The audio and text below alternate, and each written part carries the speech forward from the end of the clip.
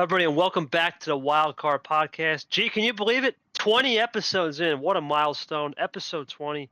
We're going to do a little Sprout 64 recap and a little Timber 32 preview and spice it up with a little salt and pepper on Super League and relegation talk. Gee, what a crazy round. You would even say, in some cases, an imploding round. We'll talk about that in a second. But what was your thoughts on this round? What a round. There were some parts where it was clean, right? We didn't get a lot of upsets where we normally have been seeing 12, 14, 15. But then there were just some parts where it just blew your mind on gameplay and technical issues. Just your thoughts overall. What a crazy round for sure. I mean, it was quite the round indeed. I mean, I think you could use the good, bad, and the ugly analogy for this round to describe the different things that happened, because I think there was a lot of that in general. So I might give a label for each matchup with good, bad, ugly, possibly, because I think that's the perfect way to describe a lot of these matches. But overall, really interesting round. A lot of storylines coming out of it, and very interesting relegation and Super League top 15 bubble to discuss, which we'll get to later. But first, we're going to go over the matchups here. So. But before we do that, KT, how about we start on good old Bye Island? Yeah, Bye Island. How was Bye Island? Well, for myself, I had a good Bye Island, G. Good Bye Island. You know, I was enjoying myself. It's great to hear. Taking care of myself. Obviously, I had the service, right? So I kind of needed that. Tago was kind of interesting. Monkey was being Monkey. Shocker. Yoshi chilled. Brad, I think, had a good time. He went to an actual island. Nice. And who else was there? That was it. Vapor. Vapor was just pissed that he was there, right? But he had every right to be. He was the one guy that I could understand. Everyone else just kind of chill. Island's good, G. Third time there. I enjoyed it. We'll see if I get a fourth one, or maybe even fifth one if I get a double bye at the end of the year. We'll see. I've been on there so many times now, you might as well just cast me for Survivor and put me on exile. Might as well. But anyway, might have to file for citizenship there, possibly, but... Yeah, never know. Exile KT, right? I grab the beer, maybe? Anyway, let's get to it, G. Obviously, Bad Brad on Bye Island. And his first match, and the winner of this game was Ed Ziemba, 4-3. Gee, I did study a little tape. You were here for this one straight. Interesting game. MGR was up 3-1. Seemed very clean and crisp the first four games. Grim, a lot of momentum, obviously, with new bot. But Ed Ziemba just found a way. It just seemed like he was able to run a little bit better ammo control, especially in Game 6, where I pinpointed a lot of mistakes MGR could have closed, and just had the momentum in Game 7 to close it out. Your thoughts on MGR taking the L, but in a way still getting 3 wins, which helps him in the relegation battle, and Ed with a little resurgence. This is now his, what is this, 3 out of the last 4 games he's played, other than that loss to Tago. He's won. He's done pretty good. Thoughts on Ed Ziemba's resurgence, G? Yeah, I mean, I think for this one, I'd label this as a good. This is really a showcase for Ziemba here to make the comeback, because he was down 3-1, very easily could have given up and show that that Masquerade May run was just simply a fluke. But no, fought back, was able to bring the game back against MGR, who's kind of been having some good play as of late, just hasn't been able to quite get the job done. But Ziemba with a huge run back to make it 4-3, taking the series. Second tournament in a row he's made it out of the first round. So Ziemba on a bit of a resurgence here, and he's gonna have a pretty big tough challenge going up against the May Masquerade winner in Brad for this second round. But overall, really good stuff from Ziemba. Obviously, MGR choking a 3-1 lead's not great, but I think the 3 wins are definitely going to help MGR, especially since he is technically in that relegation battle, which we'll have more to talk about with that once we're going through all the matchups. But I would say it puts him in a really good spot right now, because, spoiler alert, he is the highest in terms of game wins out of all the 1-win players now. So I would say that puts him in a pretty good spot. But obviously, you want to get that series when you obviously want to have that big run in the tournament. So a disappointing end for MGR, but there are some positives to bring out of this loss. One thing I will say, G, Ed Ziemba, the light switching is continuing. It's working. Whatever strategy he has deployed ever since that 3-0 down 3-0 to Yepes, and he got that Ed Sid nickname. It's deployed. It's worked, and now he's got a chance to one quad 1 win away. If he gets the business done against Brad, all of a sudden he's in the Super League. Man, G, real quick, would you have thought Ed Ziemba, of all people, would be in the Super League hunt this late in the year? Your thoughts on that, just in general? I would have thought I would have thought Ed Ziemba would have been the relegation hunt this year, and especially with how the first two tournaments went, I was pretty reaffirmed on that. But he has had an absolute turnaround and has really kind of revitalized his career in a way after really just a bunch of disappointment last year and starting off this year not very strong either. So it's been great to see for Ziemba because he's kind of struggled to get a rhythm going for a long time, but it seems like he's finally found something that works. So hopefully he can bring that into more success and possibly put himself into that top 25 going into tournament 5 here. Sure, I'm looking for some big resurgence. He'll get that chance against Brad G. And we're going to hear the buzzer on this one. Yepes Clint.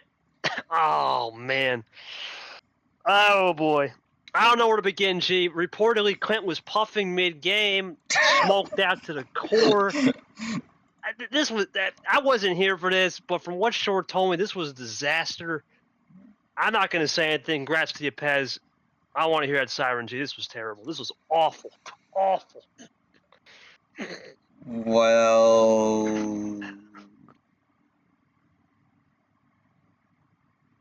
silence. No, this is not my buzzer, actually. It was very much a possibility to be my buzzer until Really? a very specific match happened later in the round, which we will get to soon. But yeah, this was terrible. I mean, Clint has still struggled from this the reverse sweep in May. This is a 4-0 loss. This is what Yepes needed to get back in the mindset to bring his season back. Obviously, Clint's not a great win, but obviously sometimes just getting that win, getting that beating up on someone, good way to get the mental reset to go for more challenging opponents down the line. So. Yepes, it's a good bounce back for him to get the focus set.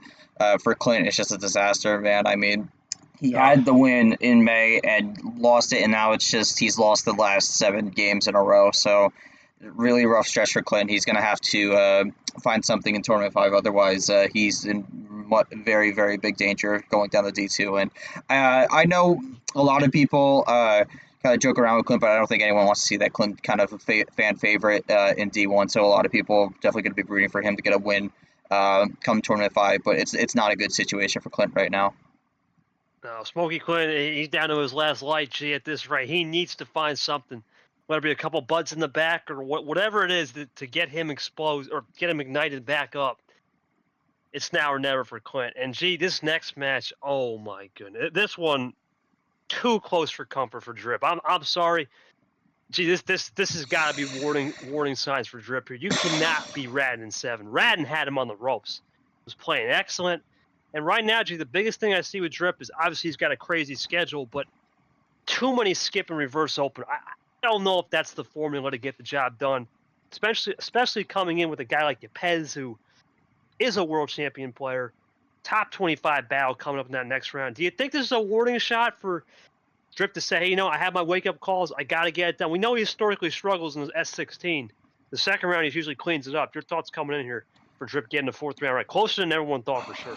Oh, man, I mean, I think there is concern flags to be raised here, but I'm also going to throw this as well. Brad also won his first-round matchup last tournament in 7, and very well should have lost that match. So this doesn't mean Drip's necessarily out of it, but obviously there is a concern. But we literally saw last tournament someone who had a really poor round 1 really bring it back to win the whole tournament. So I would not count Drip out yet. This was definitely not a great showing from Drip, but he was able to get the job done, and I think that's the important thing. Rodden with another stronger performance. He is in that relegation talk, though, so he's going to need a big tournament 5 to get out of it. But I would give him more of a chance than I would have a few weeks ago, so we'll see how that goes. But interesting game overall. I didn't see this one live, but I was kind of surprised when I saw the initial scoreboard. Then I took a look through the actual match and just saw some specific things that ended up having the result be the way it was. So Drip, close call. I mean, he stayed resilient. I think that's the important thing, but got to clean it up in these future rounds. Well, that's the thing, Reggie. When you play clean, composed Uno in round 1, normally, you win 90% of the time. The problem is this is not unlike any year with the bot, the way the meta, it's been different. He got away with one, but it's definitely a little concern. You cannot be making those mistakes against Yepes. Yepes will absolutely clean up on that. To keep the favorite train going. We have not seen an upset yet in this region for now. We go to Tapir, and gee, this was an absolute hosing. It seemed like Tapir was playing 10-on-1 basketball, as Rogers described it. 12, what was it? 12 numbers on 12. Yeah, there was nothing A. Rogers could have done there. Gee, I don't think even I couldn't have done much. If he showed me some of those hands post game the next day, I couldn't have done anything. Thoughts on Tapir? He almost needed that as a confidence booster, especially after what happened in the lane, which we'll get to him later. Yeah, I mean, this was what Tapir needed as someone who, again, I'm D2 commissioner, so I've seen him play more than a lot of other people, but this is definitely something he needed. This is a similar situation with Yepes, where he just kind of needed to beat up on someone to just get the mentality back, even if it wasn't necessarily the most masterful play, per se. I think he really got fortunate with the draws. Rogers just got hosed there. I mean, we know we talk about AB Rogers here, but I would not blame him if he did that for a bit for this one, because I'm just going to say it straight up. I mean, I think we've seen at least one match in this first round every tournament so far where someone got straight up screwed, and I think this was the match. So, unfortunate for Rogers. You hate to see that happen, but we'll see what he brings in Tournament 5. Well, another match apparently that I was not here for this one, Energy, that was another hosing according to Allen. He also got hosed on multiple games in 5 and 6. Had him apparently 2-2, but then Cap just classic, right? 0-minute win. That's been his meta. 5-6 cards, and he just wore down Allen, and Allen couldn't get. I know a lot of people had penciled him in as the fourth guy that could have won that big trio. Didn't happen. Gee, you think the fans are overhyping Allen? And your thoughts on Cap getting back on track for the 8th win of the season for him? I think the discourse with Allen is interesting because I think a lot of this gets weighed on the fact that he had a good match against KT, but you also got to remember that match was a 4-0 sweep. So if we're looking at the scoreline here, what is there really to take away from that? And then I believe he got second in a practice cup, which a lot of people are taking on. I unfortunately do think he's getting a little overhyped by the fans, and I'm wondering if that's affecting the mentality going into these tournaments. I do think he's a solid player, but I mean, going into Tournament 3, he had 0 wins, I believe, going into Tournament 3, which was not great. Right. These two game wins were his first game wins of the entire year. So, what does that necessarily say about Allen as a player? Because he missed Tournament 2, got swept in Tournament 1, got swept in Tournament 3.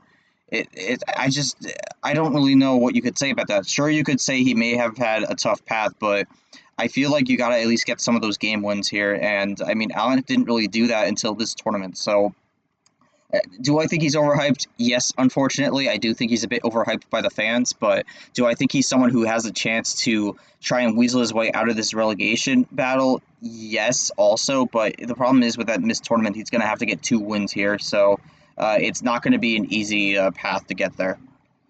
I will say, Jabe, that is one of the hardest schedules known to man. If you want to craft a hard schedule, round 1 hard, KT and Cap, that's hard. The only thing he has going for him is he's got 3 really good opponents to learn from data. But back to Cap, Cap's already locked in. We already know he's locked in. At this point, it's just trying to build a notebook really for Super League. You think he cares about that double bye, Cap? He's one of the few people out of the 3 tournaments, I think, probably with myself too, I probably can win from anywhere. But do you think he cares about a double bye? I don't know if he cares necessarily about a double bye, but I definitely think he wants to be in at least that top 6 because that does give you a pretty significant advantage. So I think he's concerned about the top 6. If he doesn't get the top 4, that's just a so be it situation. But he's definitely going to keep fighting to make sure he's in at least the top 6 going forward because he is getting some challengers from behind. So he's got to keep his foot on the pedal he's got to keep his foot on the gas here. So. But this next matchup is going to be an interesting one. I think this is one I'd circle out. Captain versus Tapir. This is a very classic UUL matchup. UUL, another partner league of ours.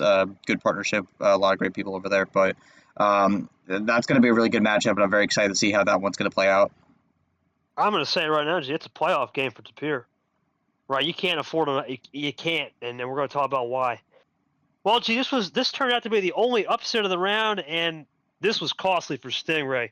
On the bubble, it seemed early he was getting held. First he was getting, then he rallied back to get up, really rolling 3-2, and then just all of a sudden, Brian out of nowhere from the top rope just found a way, and got the job done. I mean, congrats to. I'm gonna be honest with you, G. Brian's playing some really good Uno. I know people make fun of him for, he's just a joke. Right? He should have won against Nam. Probably could have beat Ed if he had beaten Nam. Yep. Just beat Stingray, a top 15 player. Does Brian have a chance? I don't think he's gonna have a chance to make Super League. But do you think Brian has a chance to really craft his skills and be a threat maybe for T5? Or do you think this is just more of a case of Sting lost it on composure? What do you think?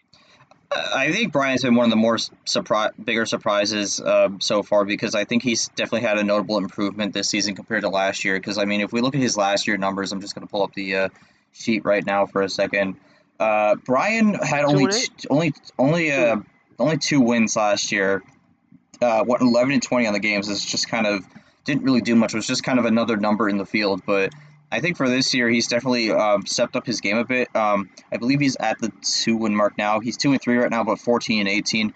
Obviously not anything to write home about right now, but I think he's notably improved his game on the table, and I honestly think we're looking more towards 2025 to potentially try and break out here. I don't think he's going to be someone who has a magical run Tournament 5 and has a shot at Super League, but I think you look at 2025, because he's pretty much locked up that D1 spot at this point, as maybe someone who could break out possibly, kind of somewhat similar to, pulling up an example here, kind of similar to a competitor like, let's say, DJ Curtis, or maybe even just Turner, possibly, although Turner kind of had a decent year last year, just kind of fell apart at the end. So Monkey's had a good season. I've kind of thought it's kind of a very fragile season, though, right now, so we'll have to see how that goes. But, yeah, I've been impressed by Brian and his wins. I think he should have beaten Om last tournament. But gets the job done against Stingray, and I mean, Stingray, what a complete disaster for Stingray. He absolutely did not need this. I mean, he lost in the first round last tournament, and now he's lost in the first round again. This is a disaster, and he's 100% dropping out of the top 15, which is not what he needed going into tournament 5, because he was barely hanging on in there. I believe he was 14th coming into this one. He is not going to be there when the post T4 reveal show comes around. So, bad situation he's put himself in for tournament 5. He's really going to need to lock in. You got to remember, too, G, Sting, dating back to that last crazy run with Tapir, ever since that Tapir game where they drew back to 42, and let's face it, probably should have lost to Caesar, barring internet implosion, hasn't looked the same. You wonder, is a little bit of composure, is the pressure get... I think Sting will rally back in T5. He is a player, remember, that can finish strong and start strong. In T1, he really was strong. You wonder if he's got that mentality to finish strong, but it needs to be a lot, right? Because that resume is starting to take it. You got to lost to... what is it, Zay, and now Brian? That's rough. You almost have to think Elite 8 minimum, maybe even a Final 4 run, just to get into that platform area where we're talking about him. And the last match, G, nothing to write home about. I could kind of tell Ghost was playing 10%. Payne just was at the launch. Ghost just really was trying things, sneak attacks. This wasn't a... Congratulations to Payne, though, G. At least he scheduled the game. A lot of people think he would schedule, but realistically... It's a low bar, but we got it. Yeah, too much Ghost here. At this point, G, Ghost kind of got hosed a little bit on the quads, right? He's going to get a quad 4 and a quad 4 player. Do you think Ghost has to look almost in a trap game? He can't look too ahead against Brian. And your thoughts on that, Matt? It really was nothing to write home about for me on this one. I did not watch this game, unfortunately, and I think I made a good call with that. This was a whole bag of nothing. I mean, there's only two seeds who played in the first round, and let's be honest, I mean, neither of those matches were really anything to watch, per se. So, I mean, Payne gets that win. That's important. He only had 1 win coming into the year, so he gets up to 2 wins, which is not very good. But listen, it's better to have something on there than a 0. But I don't really know what to say with Payne. It's a tough spot to be in. It's just not been a great year for him. And for Ghost, I mean, just kind of warm up reps in a way. We'll see what he does against Brian. I think that'll be an interesting match. I think that's a more interesting match in execution than on paper. So I'm curious to see how that one goes. Could be a crackdown match too. G, sneak attacks versus Brian's absolute wild character when he wants to. See how it goes. Well, G, I think this will be our longest match we talk about. This was a tough one to swallow. It seemed like Lane was... I'm going to be honest with you, Lane was up 3-1 at one point. Right, remember, I did not watch this game live. I got roped into. I was shot Saturday night, pretty much just gone. And then all of a sudden, Nick makes the comeback. Okay. And then Game 7, here we are. It looks like, I think it was Lane looking for the finish. And then the bot just implodes. Terrible. Terrible situation. Both guys got absolutely clowned on by the bot. Neither at fault, right? I want to shout out both those guys for professionally handling and redoing the Game 7. But gee, this can't happen, man. Game 7, where do we even begin with this match? Lane's improved, but you feel sorry for Nick at the same time. It has been a rough season for him. Blown leads. Now this. What was your thoughts? Is this going to be the siren game? Is this it? It is. Here it is. I mean, I thought this was a pretty solid match for most of this, up until that moment. I mean, and that just derailed it. It's like you have a pretty solid. I don't know. Trying to think of an example here. It's like you have like a pretty solid burger, and then all of a sudden, like you drop it, and then it just gets a bunch of like mold and stuff on it, and it's like it's just it's objectively terrible now. And this was awful because everything that happened in the 6 games, it becomes irrelevant with what happened in Game 7 because it's just absolutely a disgrace, and it's neither player's fault either. It's truly a shame because this had to get replayed at a later date because of the whole situation, because both players were relatively close to getting Uno, but it was so relatively close that it came down to like a split decision at that point. And there wasn't really a clear winner and who had the clear path, so they had replayed it. Lane ended up winning Game 7, but again, Nick just absolutely unfortunate. Not really much of his fault. He played a pretty solid game. Lane played a pretty solid game this round. I just hate that got ruined by the bot implosion. Now there's discussions of the new bot that is getting debuted 2025 might get debuted a little earlier based off this, because we cannot be having this happening from this point forward. So I hope this does not happen again this tournament. If it doesn't, there's going to have to be some serious conversations. But it's generally terrible to see what happened with this one, and it's very easy. If with Game 7 happening in my head, no matter what happened this round, there could have been a 4-0 blowout where someone just kept playing the wrong cards and revealing their hand. There was nothing that was going to top this, in my opinion. This is just absolutely terrible, and this should never be happening. No, it shouldn't. See, another thing that shouldn't have happened too is when I was there, we have players, we have gallery, the spectators telling Lane to draw. That can't be happening either. Right? We got to be better on Christ. Oh, KT, I believe you cut out there. Oh no, I cut out there. Okay. I think I had a internet spaz there for a second, so apologies. Just keep going. Just keep going with what you were saying. Yeah, you guys said another thing. I was just saying we can't have players telling Lane or Nick to draw. We talked about this last year. Now last year was our fault with the Sanford Art with the power play. That was a league problem. That was different. But we still had players talk. We got to do better in a crisis. I know Caesar and Shore are new to the team, right? In a sense, they never have seen this before. We'll have to discuss that, but we had said it has to be a commission member making the call. That's a private combo for the league. But I feel sorry for both. They played their hearts out, and neither one should have even been in this situation. I mean, congrats to Lane. The only thing I'll say, G, is I am impressed with Lane, because if you would have told me Lane Sand, wait a minute, he beat Tapir in a reverse sweep. He had Vapor on the ropes. He just took care of Nick. It's not the best resume. He took care of Clay. He started to improve, G. He's beaten some big names this year where everyone thought he'd be out to lunch.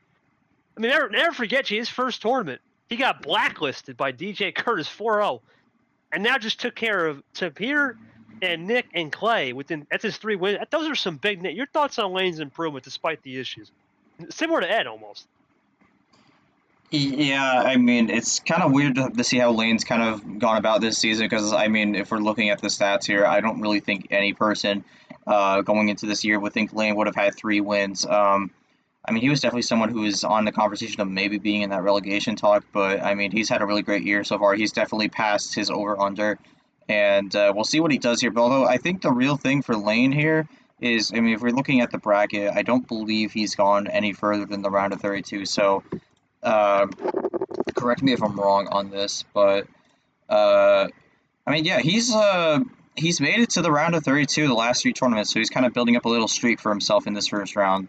But obviously, some circumstances play into this one, but at the end of the day, it's Lane Sanders who's moving on. He's kind of, again, just building a little bit of a streak. Hasn't gotten past this round of 32 though, so we'll see how that goes. But this has been a quietly good season so far for Lane, because it's not been a standout season, but he's kind of slowly building himself up.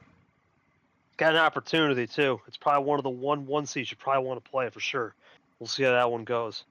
Another chalk game. Gee, this was another cracked head game. It wasn't so much cracked on the table, but off the table. A lot of weird comments from Avian. Found a way to win 4-1. I know you had said Leah could have won this game. You know, I thought about this one. I did say Avian would win this one 4-1. I just felt like it was too much Avian. I think Avian, I still think he could be the guy to make the breakout run. You look at this, if he can get by this next guy, which we'll talk about, he's got a chance at a double bye. I'm really high on Avian. He's done something. He's showing me a lot. Not so much on ammo control, but just the way he's composed, and he's very interesting in the media, especially on stream games where he'll lie about his stuff, 100%. He'll lie about his stuff. He won't tell the truth, and if he does, it's just a bunch of fluff. He knows how to get in people's heads, and in this case, he just got into Leah's head. Thoughts on this game and what it means for Leah too? Unfortunately, still has 0 wins. Yeah, this was a tough match. This is another 4-1 loss for Leah. I mean, I was hoping for a little more. They didn't really see it. This felt like a repeat of May. Yeah, I still feel like Leah has something she hasn't shown yet, but it's not been a great year for her. I mean, if she ends up getting relegated, I think D2 would be a good place for her to build back up her stock. Maybe it could be like a situation with, I don't know, I don't want to say Sunderland, but maybe like Norwich City, where it's like go to the Prem, fall back down to the championship, and then go back up the next season. It could be something like that. I think D2 would be a good place for Leah to develop herself if she does go down there. But not a great season, but she still has a shot to get a win here in Tournament 5, and if not, the relegation LCQ, I'll just call it, still is out there, so she could possibly win that. Because I mean, if we look at that right now, I'm pretty sure she's the 4th seed, so she would bypass the first round. Although, based off how it goes, it's really the top 5 because Cologne's not coming back, so that would just be a DQ. But she's in a good spot right now.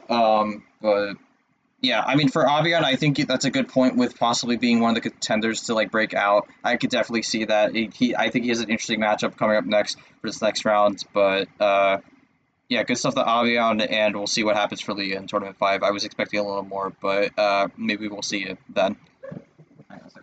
I think Avian, the one thing you'll have to worry about, Gene, there's only one thing I could see in his game where it could get a little tricky, is sometimes he oversteps the line on certain comments.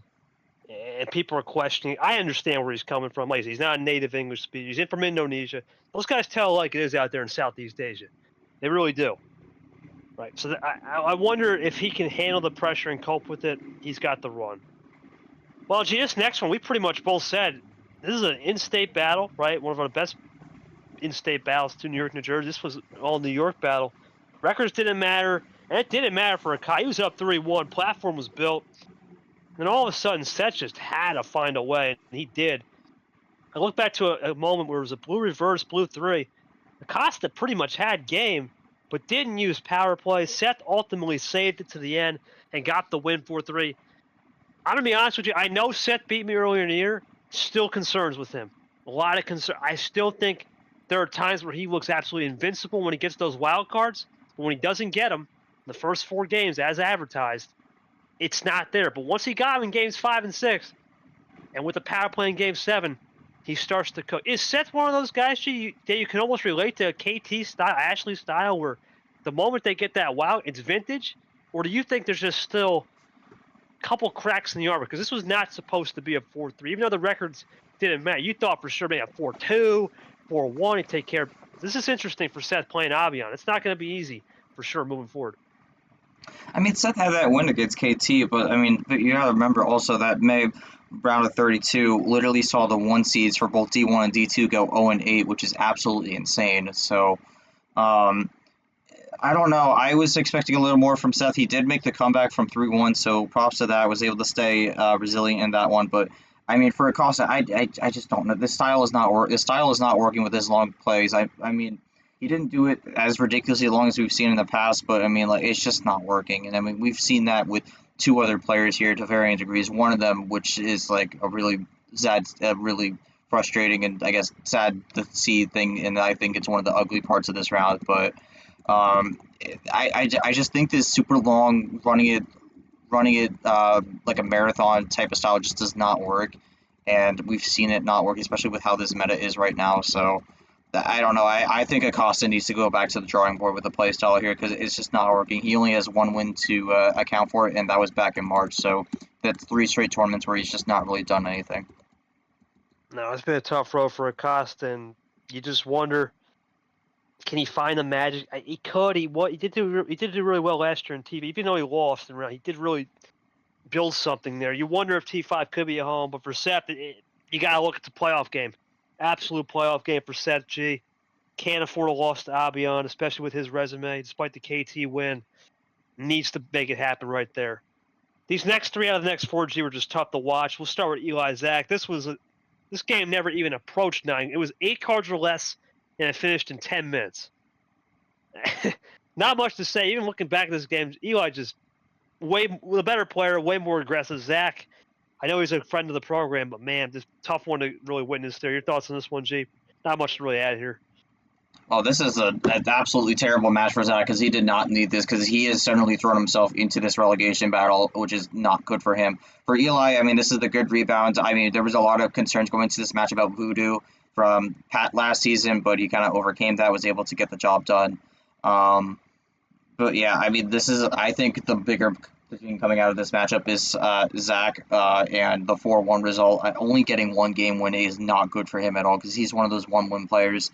And put himself in a bad spot here going to tournament 5. So that he's going to be someone you have to keep an eye out for. But for Eli, we'll get to this in the next matchup. But I think this upcoming round is the make or break moment he needs in this season because spoiler, this is a top 5 player. I believe top 5. I'm just double checking my facts right. Top 5. This is a top 5 player. He's going up against Super League. He does not have any good wins really on the season.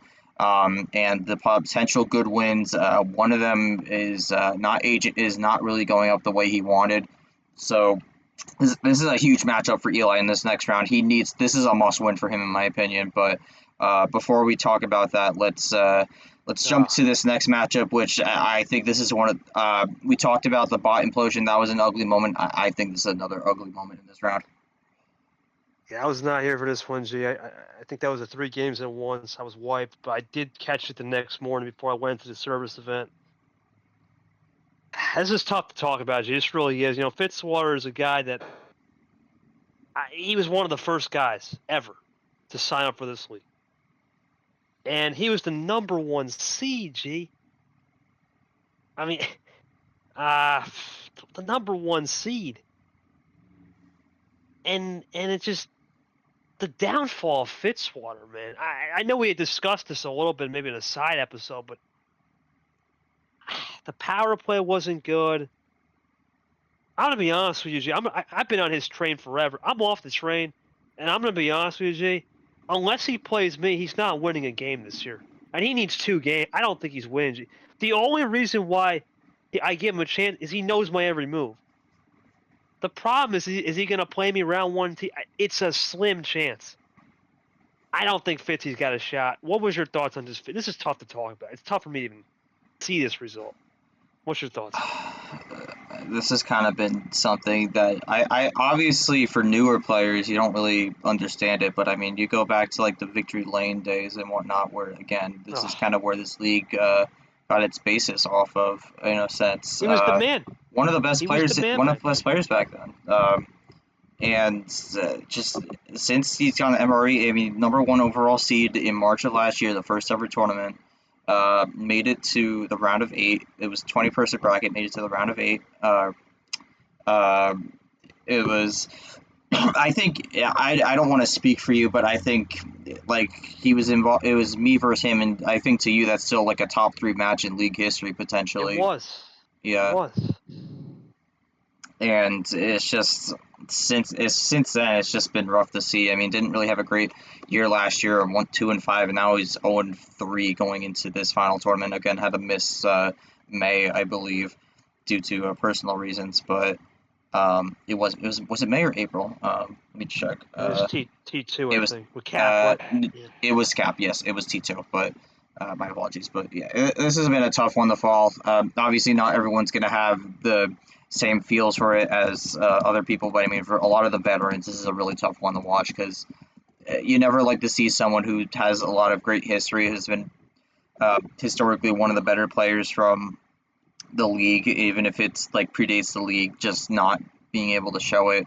So it's kind of sad to see. We'll see what he does in tournament 5, but it's a very bad situation for Fitzy, and there is a very real possibility he gets relegated here, which would be tragic, but that's just kind of how it goes sometimes with this system. We'll see. We'll see with Fitzy. Yeah. I mean, the best way I could compare this is like if you had the downfall of Chelsea, but like multiply it by 5. So yeah. I'm gonna move on, G. It's just sad, Tom. I put this guy as a #1 player, March 23, and just to think about all the things that are happening. Right? To think that this is, it's kind of funny. The bot might be exiting potentially with us in T5 one way or another, and he could be exiting out of the D1 league. It's tough to swallow. But one good positive was his net. At least you won, G. The 100-game series, you got it finally done. Finally have something good to report on. Oh God. Finally, yeah. I don't gotta keep having an episode where it's just one win or just when's that first win coming? 9 wins on the year, G, combined with this team. 9 wins. I saw that. Oh my God. Look, I can only speak on it. You just outskilled Lara. I think Lara was having a little fear playing you. And I really thought looking at this game, obviously I did give you that emotional message on the 100th game. I did watch it the next morning. It just seemed like you had his number. He tried some different looks that I thought originally, oh man, might actually get G to scare, but he never was able to finish and connect the runs. And ultimately, G, when he doesn't able to connect it, you're usually good at capitalizing. That's what happened. I think you needed this win. I'm sure you're not even thinking about Super League now and relegate. You're still just thinking about building that platform and get this next win. Any thoughts on just winning your first series of the year? I'll leave it to you. I mean, I'm just thankful there's a 1 on the series win column now, because this has been a very frustrating year. I mean, I said in my post game comment, this is not really something I'm going to be like jumping back over heels in excitement over, because obviously you don't want to be in this position in the first place. It's been objectively a disappointing season compared to last year. So, I mean, from this point forward, you're just kind of building with like baby steps here. So get the win there. This next round, get out of the pod for the first time. So it's just kind of you build it here and there, and you see where there's a stumble, and just that's kind of how it goes from there. So yeah, this is essentially a 1 game at a time mentality at this point, and yeah, we'll jump to this last matchup in this region, and you know how I said there was only two seats I played in this round, and both of them were nothing to write home about. Jesse Turner versus Eric Monaco. I think I've said enough there. At least Eric played. At least Eric played. He's scheduled. He's scheduled, G. I need a sound effect buzzer? for this one. No, not a buzzer. I need a. Okay, I don't have any actual good cheering ones, so I'm just gonna. There you go. The classic golf clap. Yeah. I mean. Yeah. You go ahead. This is what I put in your D. There, you did it, Eric. You did it. Anyway, participation trophy game. See, I can't believe I'm saying this, but I watched this bet. JT had 4+4s, and I think 4+4s and 3+4s. This guy is unreal with the card lodge. I have never seen a player. I'm pretty sure JT has had more 3 or 4+4 games than the whole league combined this year. He's had about 7. I think he had 5 in March. I never forget when he had it against Art, and Art threw his headphones against the wall. That's what he told me. Look, all joking aside, JT is a guy you just don't want to face, honest to God, in Cardinal. He gets it for whatever reason. Eric, I think, was outmatched, outwitted, whatever. Did nothing to write home. I think it's a bigger game, though, for JTG, because we don't know what his status is for T. It's up in the air.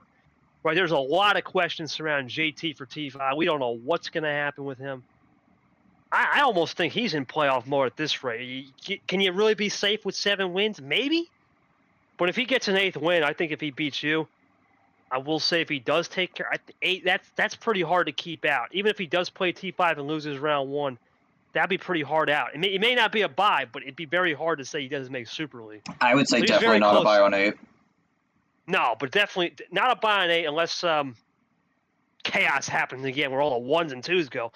But realistically, I think he needs to think about playoff mode moving forward. What do you think? Yeah, I mean, this was kind of just a game where you just kind of played it out. Again, that's kind of like the fortune is coming in and whatnot. Monaco, I mean, he played a game. He got a game win. That's all we could ask of him.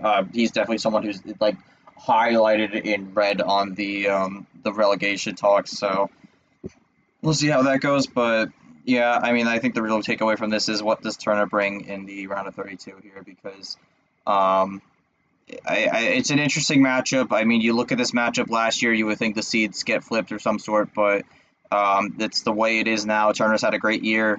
Myself, I've had a very bad year, so going to be interesting to see how that one plays out. Let's move on to the next region. We'll look forward to that preview a little bit later. This is another tough match.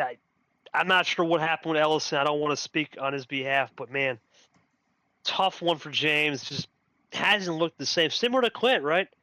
Should have had Brad beat, and the momentum is just not shifted. And Kev, I'll be honest with you, G, I didn't think Kev would even be in D1. The fact that he has a chance to go for 4 wins on the season in his next match, I think he could be sneaky. I think Kev could be a sneaky player. What's your thoughts on Kev being sneaky this year?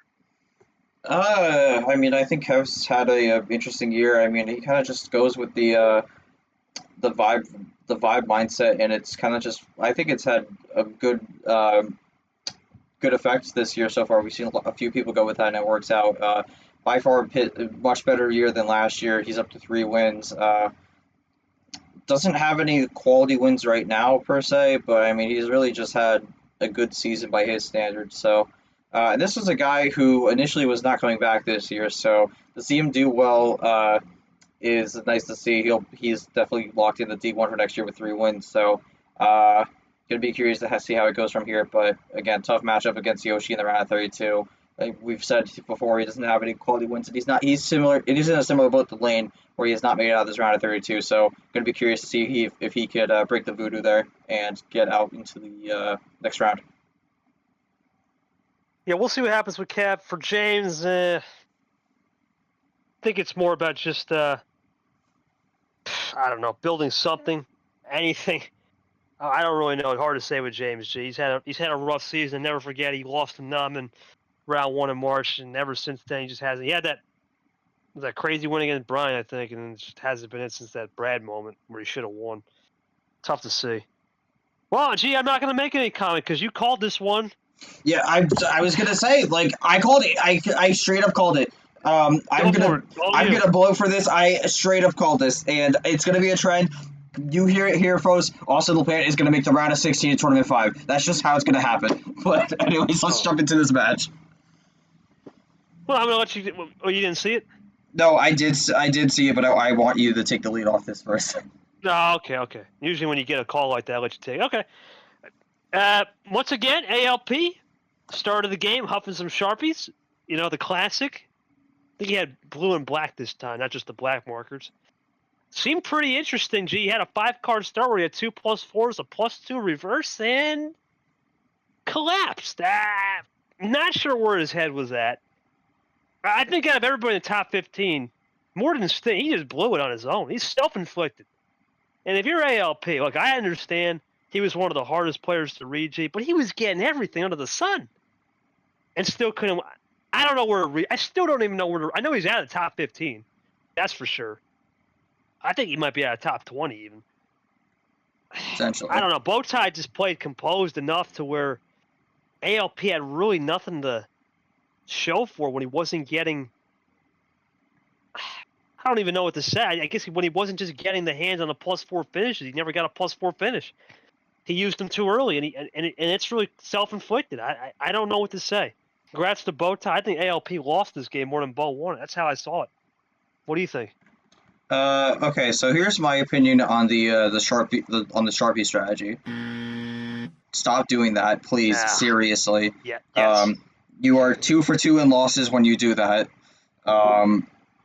It does not help. And second, I mean, I literally called this from the start. I mean, it's ALP is such a hard player to read. The only thing you can really go off is a potential trend.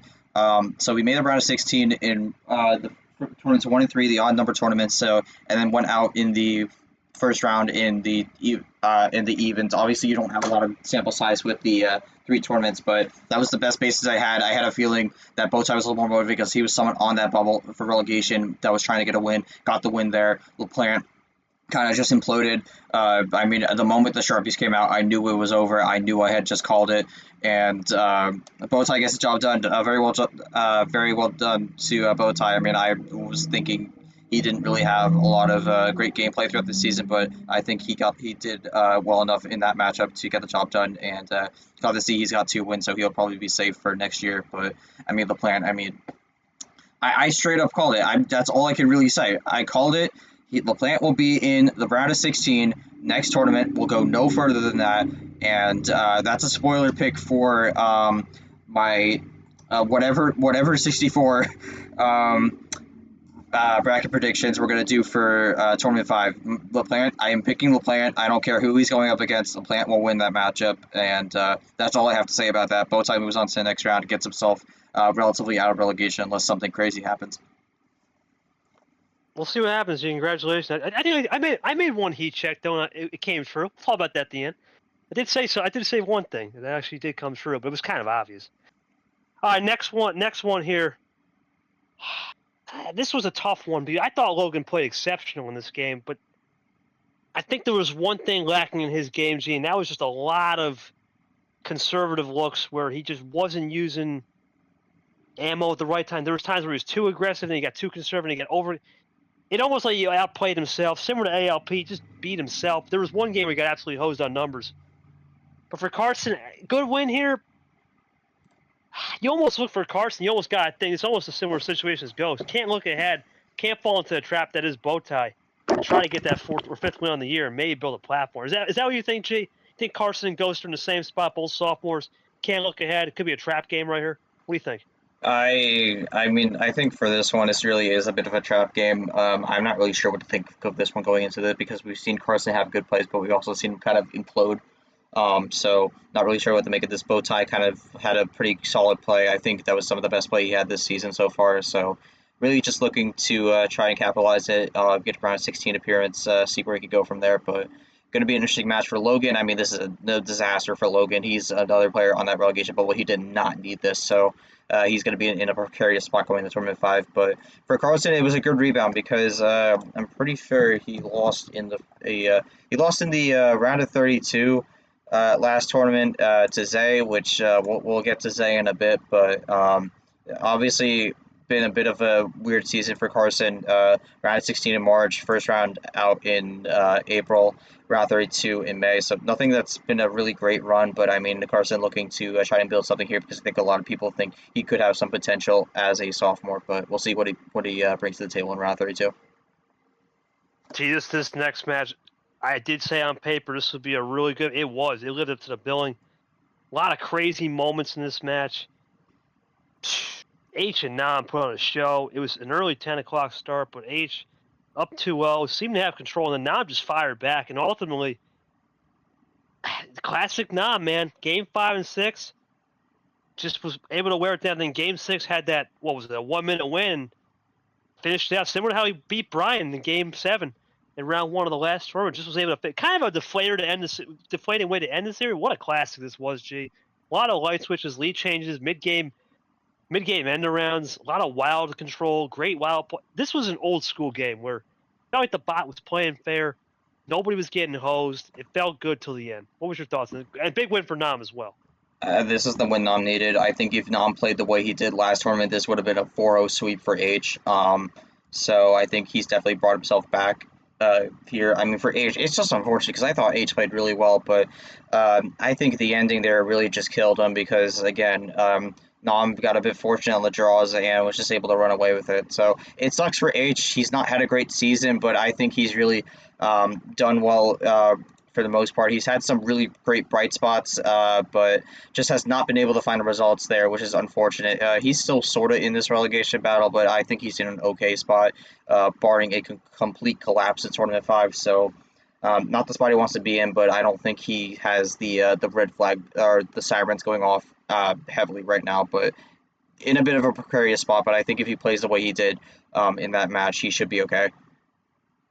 Yeah, I think H still has a chance. Like I said, be very cruel for him to get out of D1, especially since he beat Abi on a top, potentially top 5 player. We'll never know by the end of this thing, depending how that goes. It's been a rough season for him, just rough schedule. It's really similar to against Allen, just rough schedule happens. See this next match. Now I know I did say on this podcast I trust Clay in T5. It's not T5 yet, but a lot of concern. He needed a late power play. England had him on the ropes. England was there. He was right there and played definitely similar to March, where it was working. Clay, this was a tough one to watch. Gee, I didn't watch it live, but just looking back on it, it just didn't seem the crisp, clean Uno that I know Clay loves. I know he's really good under pressure. Is there similar concerns with Clay? Like we'll talk about this next guy coming up in the other region, where you think he's looking ahead, or is he just a little bit too shell struck on these new opponents? Or he's never seen England and these slower opponents because he plays so fast. Where it's a one-off. What do you think here on this one? It's a tough one to read for sure.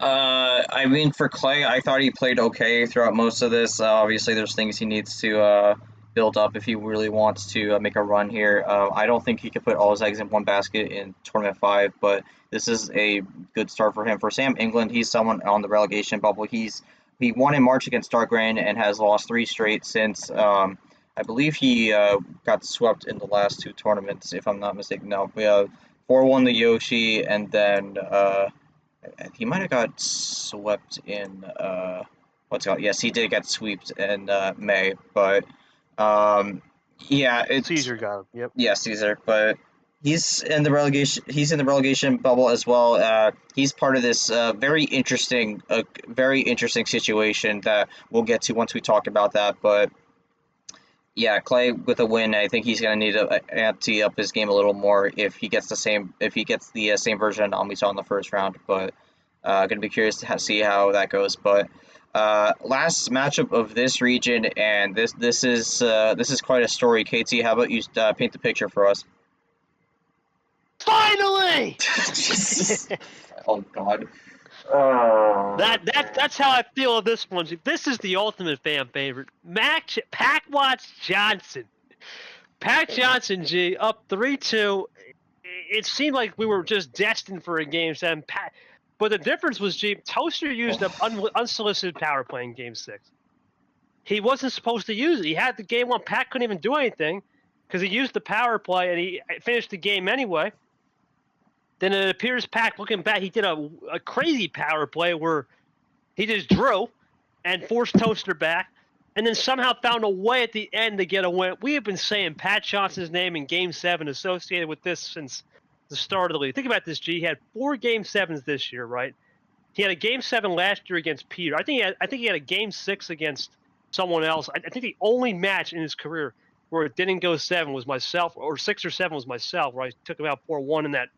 What was that? That 29 card comeback, 17 run to the. That was insane.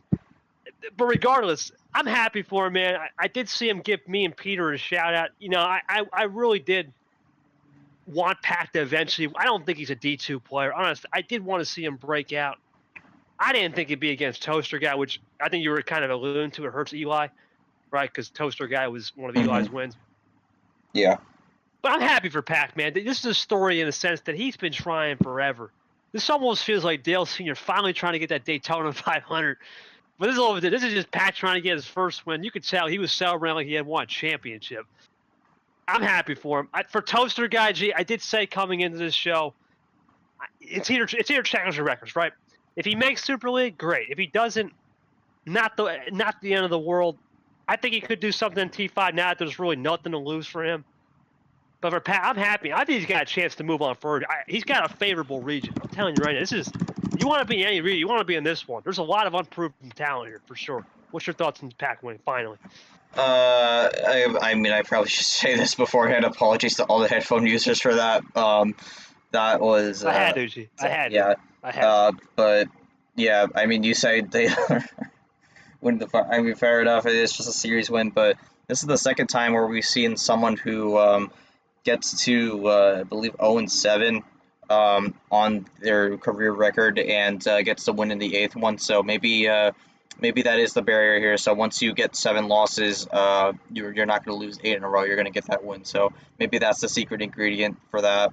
Yeah, I mean, Mac. I mean, I think he survived that one. I don't think that was the best play from him, but he found a way to make it through. I thought that power play was a bit questionable, but it ended up getting the job done. So that's the important thing. But yeah, Mac's going to be in the round of 32 for the first time under this 64 format. So congratulations to him. It's something he's been looking for a long time. He's been resilient in staying at it. This is similar to the conversation we've had with Ziemba last tournament, but we'll see if he can make a run out of this. Gets himself above the relegation cut line for now, but I think with the game wins he's had, he's in a good spot going forward. But gonna have to go against Vapor in the round of 32, so we'll see how that plays out. But yeah, congratulations to Mac. Obviously, getting that first one is huge. We had a lot of conversations about that in March for a lot of players, but get to have that combo with Mac for this one. So you always remember your first one, and Mac got the job done here. So we'll see how many more come after this. Yeah, I'm happy for him. He's not a D2 guy. We know Matt. He's a fan favorite, probably one of the biggest fan favorites in the league. Those double nickels are rolling into that second round. We'll see what he can do with house money. And we go into this last region, Jay. This is the region declared as the stacked region, and we had some interesting matchup results here. We'll start with Brock. Look, I'm pretty sure you pretty much called out Dark. You said he needs to change his style. I'll still hold true that I don't think there was style this game. I think Brock learned ammo control. It was a very good match. I did watch that game the next morning when we had that triple header going on. I don't think Dark lost the game on style. I think Brock just had a better ammo control package, which we talked about, Brock. He needs to work on that. With 4 wins on the season, with a chance similar to Ed, right, to play a 1C, I think he's got a chance to make a lot of waves right here. Especially this is another 1C that you probably don't mind playing. I think Brock's got a shot to build it. This might be his last chance. I think he could do it. For Dark, same situation as last year. Same song, second verse, 2-4. Enters T5 where he knows he's very good in that tournament. Do you think there's hope for Dark knowing he's really good in T5 of history, or it just isn't happening for him, you think? I mean, I'm not really sure with that.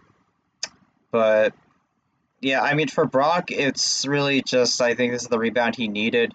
For Dark, I mean, this is one of the few matchups I didn't really watch because, again, this was having during the triple header, and I believe I was streaming one of the games, so, or I was reffing one of them at least, but yeah. Was it Chamic? It might have been. Was Chamic. I don't have a lot to say on this, but yeah, just Brock gets the job done. Dark kind of just, I mean, we're waiting for Tournament 5 here. We'll see what he brings. I don't think he's that threat of relegation, but we're going to have to see what Dark brings in Tournament 5. That's all I really got to say on that one, G. I don't know. Dark's a player that he can turn up in T5. We know he can do it. All he needs to do is get to that EA in T5, and then all bets are off. We know Dark can do it. It's just going to come down to if he has the tools on that first round opponent and build it right there.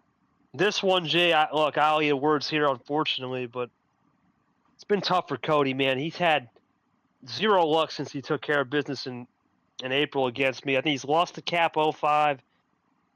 He lost to Radin in 7. Now another loss to Retro. It's been rough. This one was another hosing.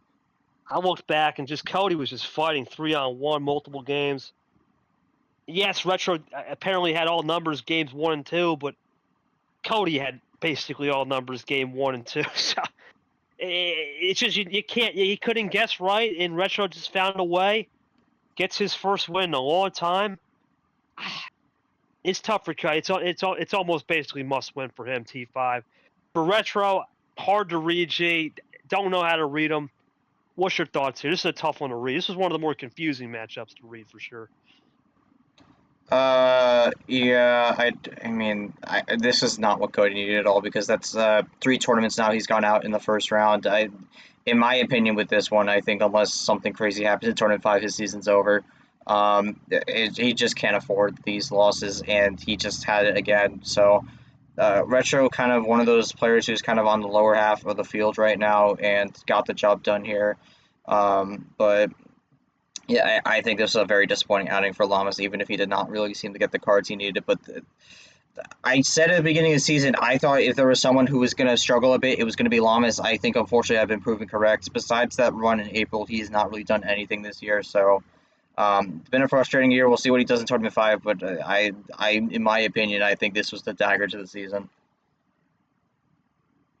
We see momentum shift in both directions with the pendulum. It's got to shift one more time for Cody. Can he go back to vintage T2 mode back in 2023? We'll see. He's got one more shot. We'll figure it out then. This next one, this was prototypical. Myth wasn't just plan B. His 3 wins, plan A. His 4 losses, didn't have a plan B. And Gold is back in VL, the old victory lane, the winner's circle. It had been a long time for Gold. This one we both kind of saw coming. And this is where my hot take. I remember at that Caesar match, I said you guys would all do it, right? I trusted you and Gold. I didn't think Pat could get there. I know he'd go to a 7, and he pulled through. It worked. I did kind of call up. I'm not going to take a lot of bloating like that. You deserve it on the bow. This was just more of a late call. Congratulations to Gold. It's good to see him win. For Mitchie, disappointing, right? We talked about him in Monster Hands, and when he gets the hands, he's lights out. When he doesn't get the hands, or even when he gets the hands and doesn't have the connectors, there's no plan B. A lot of work. I didn't see any plan B or C. That's what cost him. He got him right where he wanted, 20-minute game, 20-minute series, but no plan B, C, D. Is that a concern for Myth moving forward, especially we're moving into a new bot where it's a lot more cleaner? Do you think he might be someone that regresses down the road? This is not the Myth that you want to see, especially when we don't have monster hands every tournament. Man, I mean, this is kind of the strategy he's gone with, and unfortunately, it bit him here. Gold gets the win finally. I mean, there was 3 people who a lot of people circled to try to get that first win of the year, and all 3 of them got the win. So, I mean, with that means that there's 1 win guys who are below the relegation cut line. So we'll take a look at that a little bit later in the show. But Gold needed this very badly, and he very nearly didn't get it. Again, Myth just has this dice roll that just went with the dice rolls that worked well for him for May. Unfortunately, it's a risky line to walk, and unfortunately, he kind of got bit by it. So similar in a way where he got bit by it in May. So it's the risk he runs with this, and fortunately didn't pay off. We'll see what he does in Tournament 5, but this is obviously a disappointing result for Myth. Definitely wanted to go further with the run he had in May. We'll see what Myth can do. You got to think, Chief, similar to Cody, he's almost in a must Final Four finale. Right, with his resume, it's got to be big. It has to be good. He's got to go big or go home, and T5's his shot. He knows it too. Well, this is going to be one of the most insane pods of all time, G. We're setting it up. Starting it off with Charles Sanford. What a win for him. He took a win off of Aiden off a power play. It just seemed like vintage Sanford, right? Power play's back. The instincts are back, he said after that game. Did not watch it live, but watched it on replay. Aiden just was outplayed, and once again, we talk about those quality wins and losses. This is not helping Eli, right? He needed that Aiden Smith upset. Didn't happen. Got to think here up for Sanford, especially after a Toaster loss, too, where Toaster's on his resume. He's got to keep going, too. He's had a rough season, not by Charles Sanford standards, where he's up at 7-8 wins minimum by T3. It hasn't been the season. What's your thoughts on Sanford winning against Aiden? And he's going to have a tough one moving forward. Tough pod to get out of. I mean, definitely, you kind of take a look at this, and it's not a great situation for Aiden because, I mean, he did get that win in May, but he's on 1-4 in the season now, and he's also in that relegation battle, so not what he needed. For Sanford, this is absolutely what he needed. He needed a rebound here at this point because it's not been a great season for Sanford, so this should help him out, but we have a very interesting matchup in this round of 32 here, and you say this is an insane pod, which, yeah, I do agree with you. I think these last 2 pods are pretty intense, but This is what Sanford needed for Aiden Smith. Not a great spot to be in right now because he's in a very precarious spot going into Tournament 5. If I'm not mistaken, he is 52nd on the grid, so he is the last person who is not in that relegation LCQ. So barely hanging on by a thread. He needs a big Tournament 5 here, otherwise he could be in trouble. See, we were here for this one live. You streamed this one. Jay, Caesar, Brent. Look, we didn't think Caesar would even need a 100th game. We thought it would get done with this series in 4 or 5. It didn't happen. It took 6. And I'm going to be honest with you, Jay. There were points where I thought, oh my God, Brando might pull this off. Caesar's got to clean up some mistakes, Jay. 100%. He even admitted he needs to clean it up because you can't make these mistakes on Sam. I don't care if Sanford's having it rough or not. He can turn up. What's your thoughts on Caesar? We talked about Caesar. We both have been high on him since the start of this. I think for Caesar, this was a much needed win. And I said I was going to bring back a talking point when we got to it, but this is the second of 2 people who had their 100th career game in here. And there was a lot of talk about the 100th career game being a curse to losing the series, but there's one thing I want to point out for these 2, because both of us won in our matches, but there's one thing I want to point out between these 2 that's a commonplace that may be an indicator of how the 100th game series goes.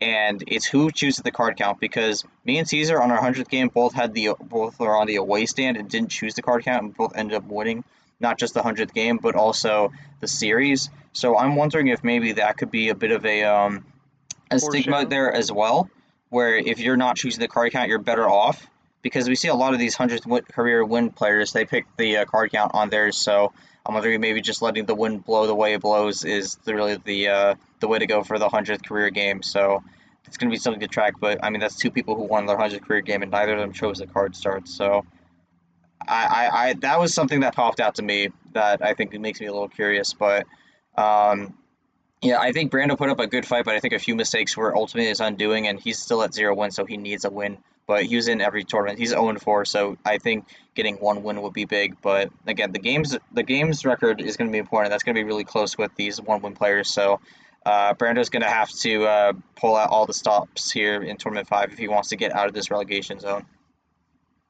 Well, gee, this last matchup, what a matchup. This was a matchup that actually was really good. KT? You look at... Yo, I'm here. I can't hear you. Just say it again. G, you hear me? Yeah, I hear you now. There you go. You're good. Oh, yeah, you spazzed out. The internet may account on your end. It'll still pick up on the podcast, so we're fine. All right. This last matchup was really good. I think co-commentating was short. Zay was up. It seemed that he was really good. Zay was first 4 games exceptional, and then Peter just found a way. Where we talked about this matchup coming in, Zay was doing too many ditto plays, was looking for switches, and what is Peter really good at? Number efficiency. And ultimately, the gangster gets it done, G. He sets up the gangster boss battle, the first king and the second king of March. What a pod this is going to be, G. Congrats to Peter beating Zay. What do you think about this match? This was really, a lot of people thought Zay could win here. There was a chance he could make a breakout run, believe it or not, because you got to think with Zay, California, with Sanford could have been lurking. A lot of people think Zay's unpolished style could have affected Caesar and KT. But Peter gets it done. Your thoughts on this matchup moving forward? And this pod and Jet, what a crazy pod. It's not. I'm not going to say it's the group of death, G. But if you like old heads, this is an old head pod, right? A lot of experience, almost 500 career starts. All 4 players have 100 career games. What a crazy pod. This is good. 100 career games or more. What a crazy pod indeed.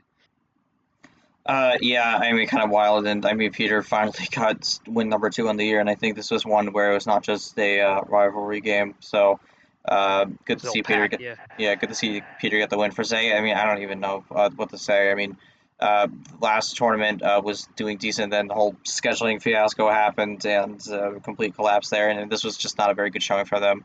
I mean, they're kind of in no man's land right now, so not really sure what they're going to bring for Tournament 5, but obviously a very disappointing showing from them, and I don't really know what to say for them. It was just kind of a very weird match for them, but Peter got the job done, and now we have the 2 March winners going head-to-head, so we'll see if Peter can get a bit of a revitalization on his season going here, or if KT's just going to keep the train going.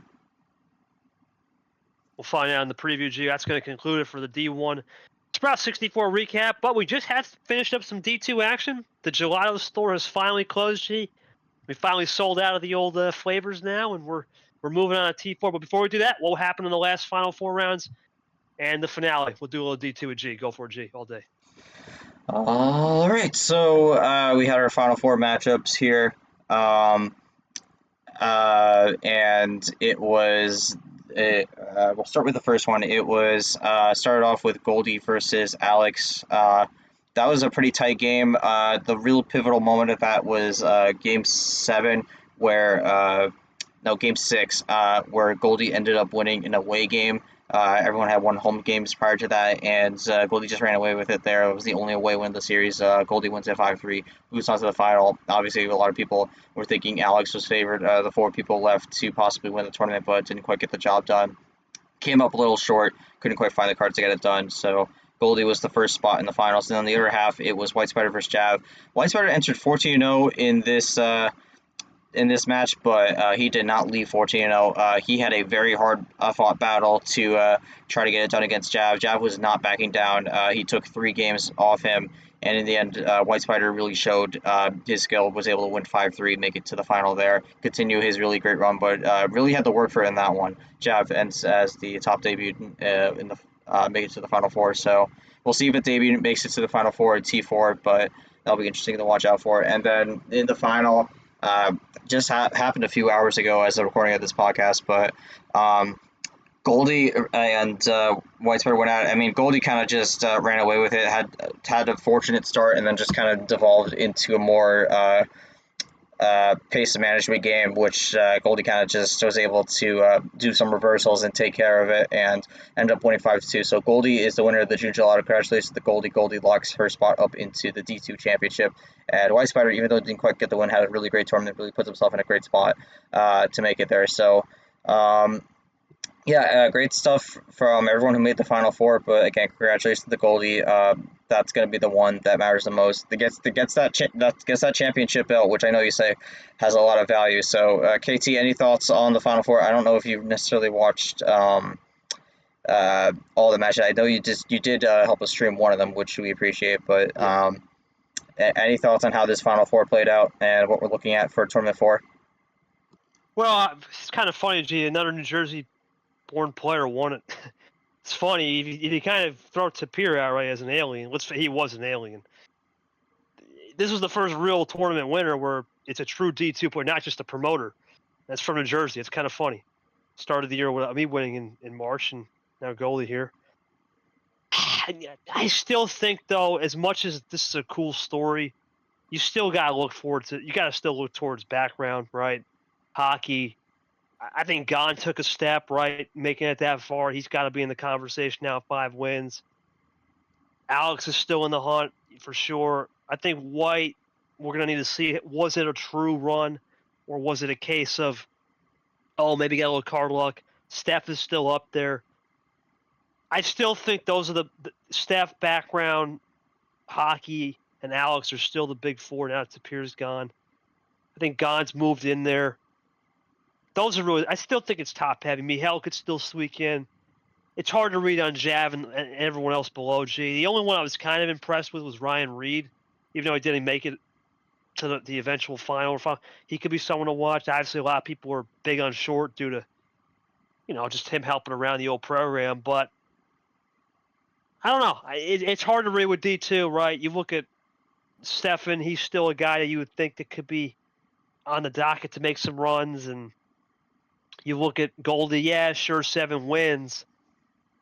But at the same time, is this a fluke, right? Because remember, we saw the 1 seeds gone. I want to see when it's an even field. Then I'll make it similar to how it was for this tournament here in T4 round. I want to see what was going on. Well, we have to wait till round 2 because everyone was on Bye Island. I want to see when it's an even field, when the 1s and 2s are all back in the play. I want to see what happens then. But congratulations to Goldie. That's big. Probably has a chance. I'm going to say this right. Probably has a chance, G, and maybe a Final 4 in the D2 championship, pending on some chaos, because we know that's confirmed. We're not using a new bot for D2 at all this season, so we'll be on the regular platform. There's a chance that maybe Goldie could make a Final 4.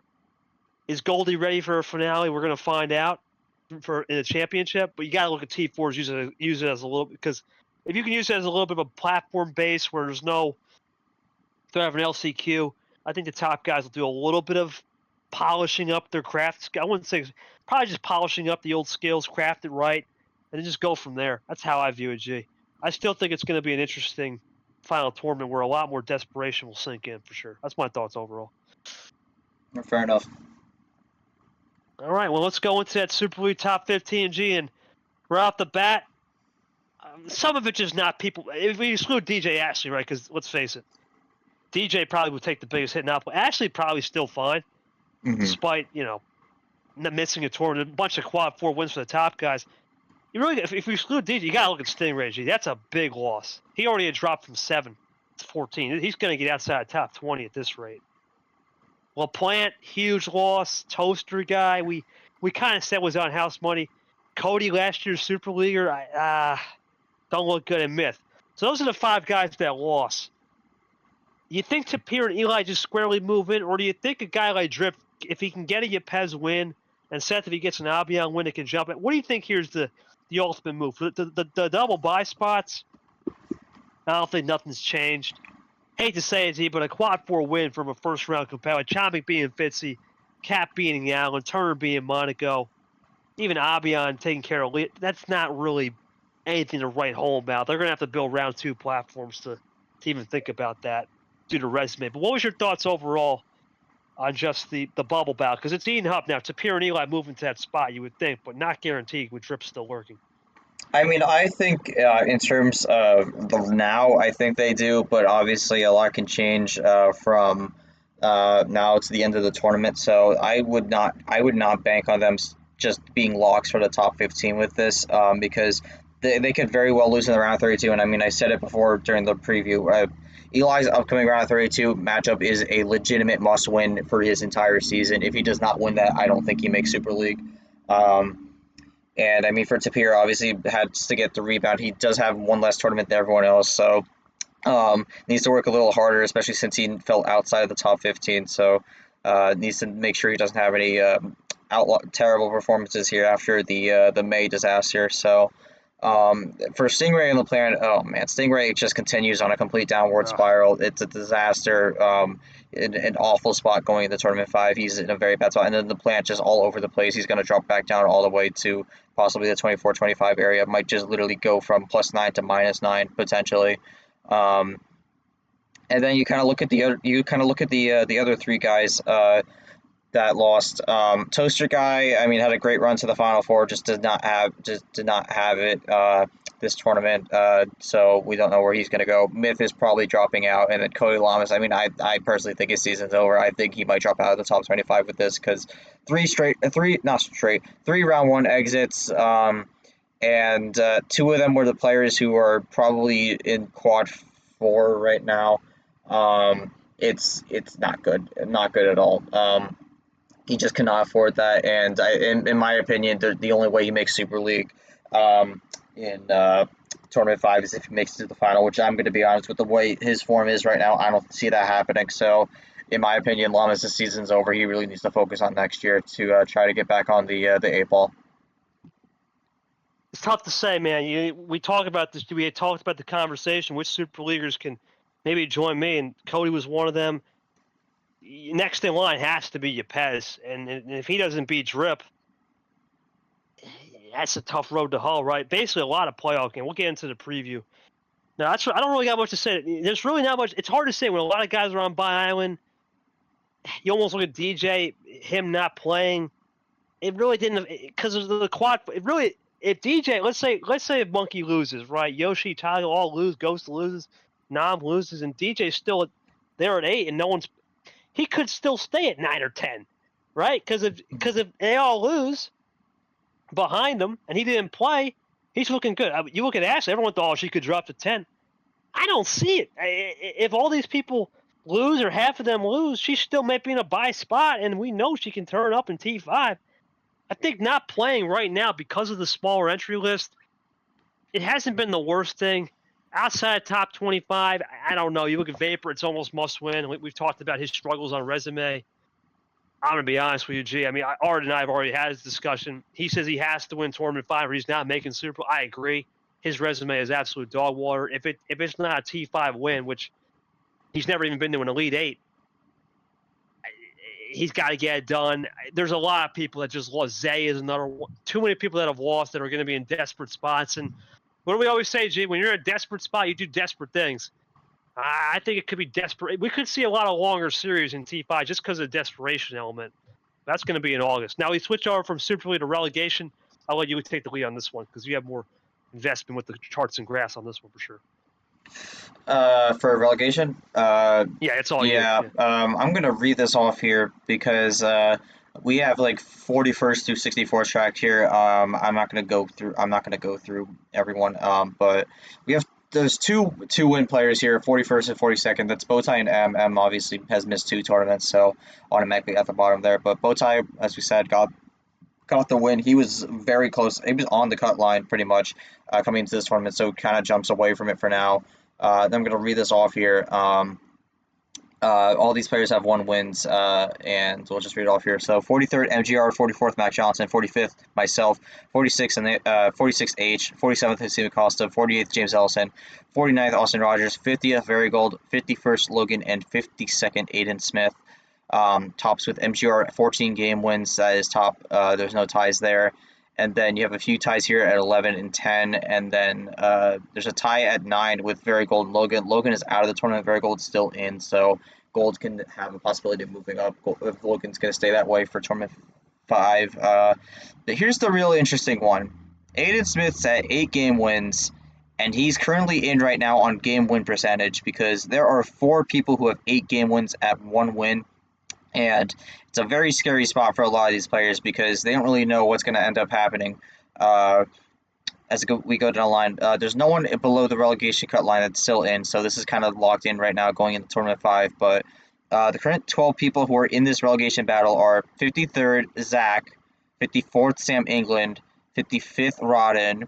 All of them have 8 wins, and that's split based off average finish. They're all 8 and 19. Aiden Smith is 8 and 17.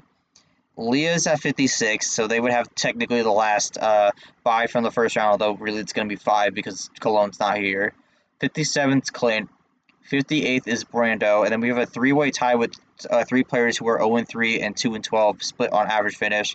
59th is Andreas, 60th is 5th Water, 61st is Faust, and then 62nd is Jeff Bolton, 63rd is Eric Monaco, and then 64th is Stephen Cologne, although that one's kind of already a foregone conclusion that he's getting relegated since he kind of left after March. But I'm really going to focus more on this cut line here because it's really close. Again, 4 people on 8 wins, all the 0-win players. Highest is Leah and Clint at 6, but 4 people at 8 wins. The cut line gets cut with 3 of them below, and then Aiden Smith's the one who stays above.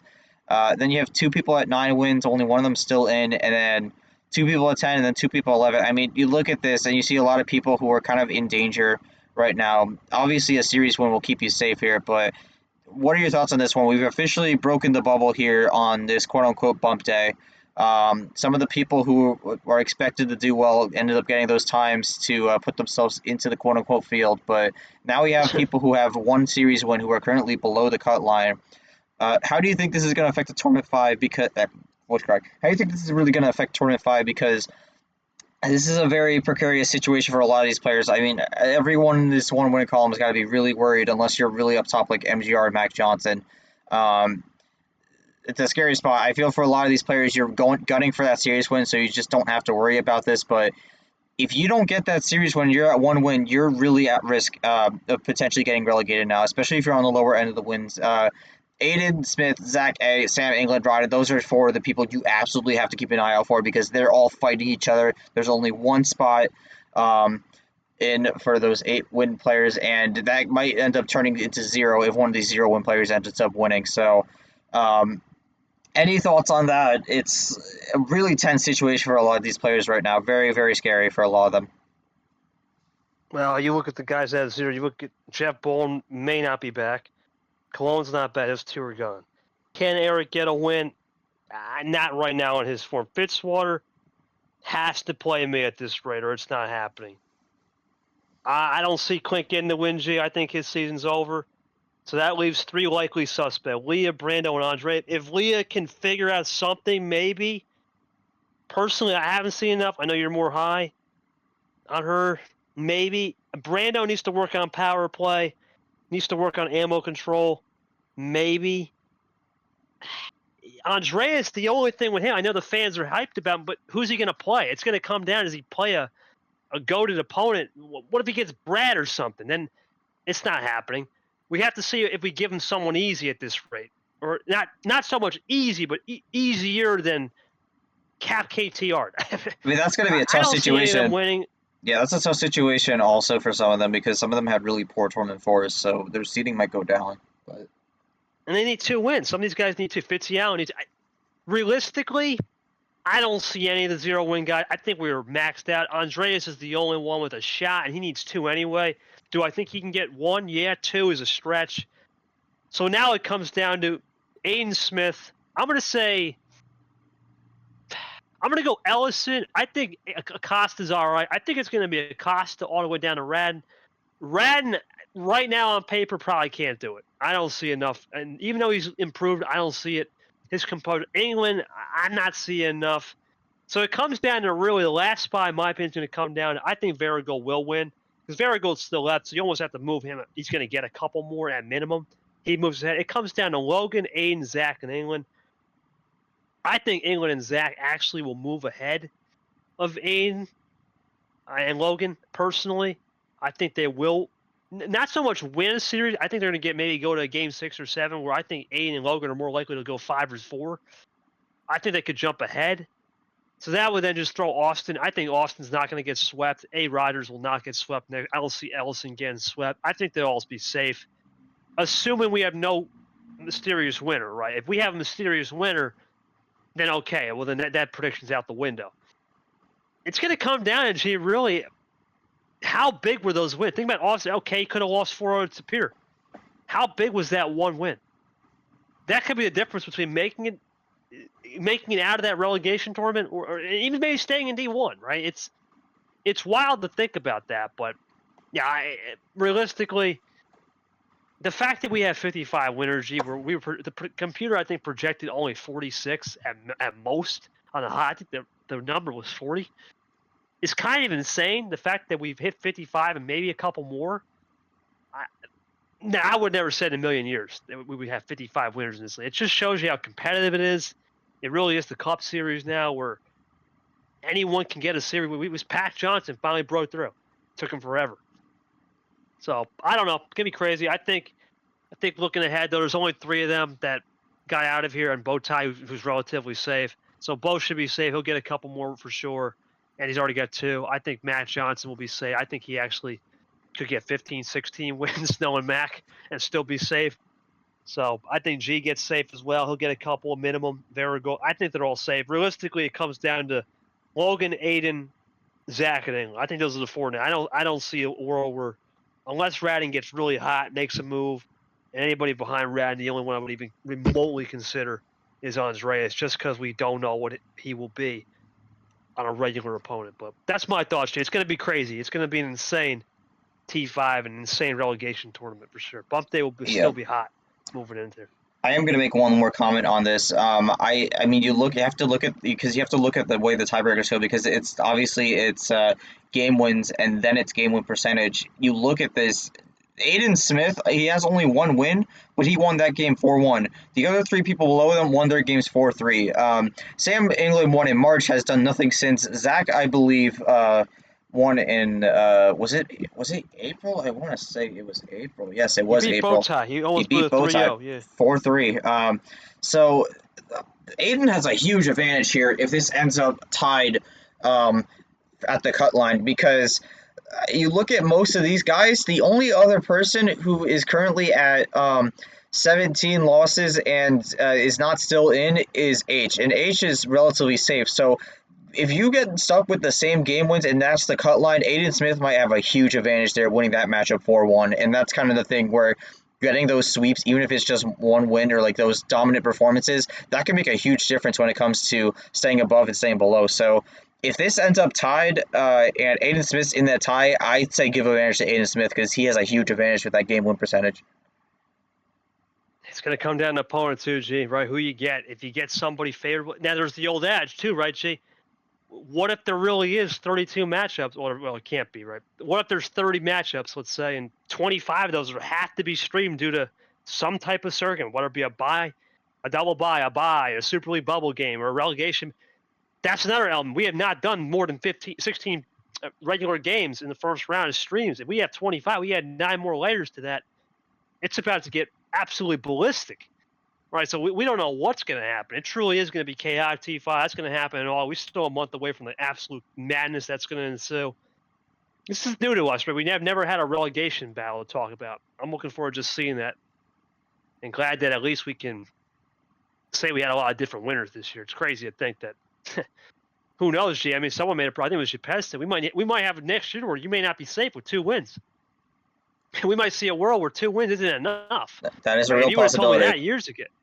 Could you imagine saying that? That just shows you how this is the Cup Series. Anybody can win, right? And there's no more lollipops next year. Forget it. The lollipops are out the door. There's no more fruitcakes anymore. I mean, who's going to be the cupcake next year, G? I mean, yeah, there's going to be 4 people that stay from 53rd to 56. They'll stay. Yeah. They might be it. But still, I mean, that's 4 people out of what? 64 people? We know Ari is coming back. That's not a cupcake win or loss. It's a hard fought. Not going to be easy next year. I'm telling you right now, it's possible that 2 wins may not be enough, which is you might need to add 3 wins next year, which is insane to say, but that just shows you the level of competition. Credit to really just the D2 league, right? That's what the whole point of it is. It's supposed to develop talent, and if the talent's already showing up, then the guys in D1 have to step it up or it's game. That's how I view it. But that's all I got, G. That's my final thoughts on that. All right. So let's go to the last topic, G. It's that time of the show. It's time to make some predictions. Let's do it. All right. What's going on, G? Nothing. I'm just ready to get this going. All right, yeah. Let's start it off, G. Bad Brad versus Ed Ziemba. Well, you look at 2 things. Bad Brad has changed his entire, and I mean entire platform. He was at the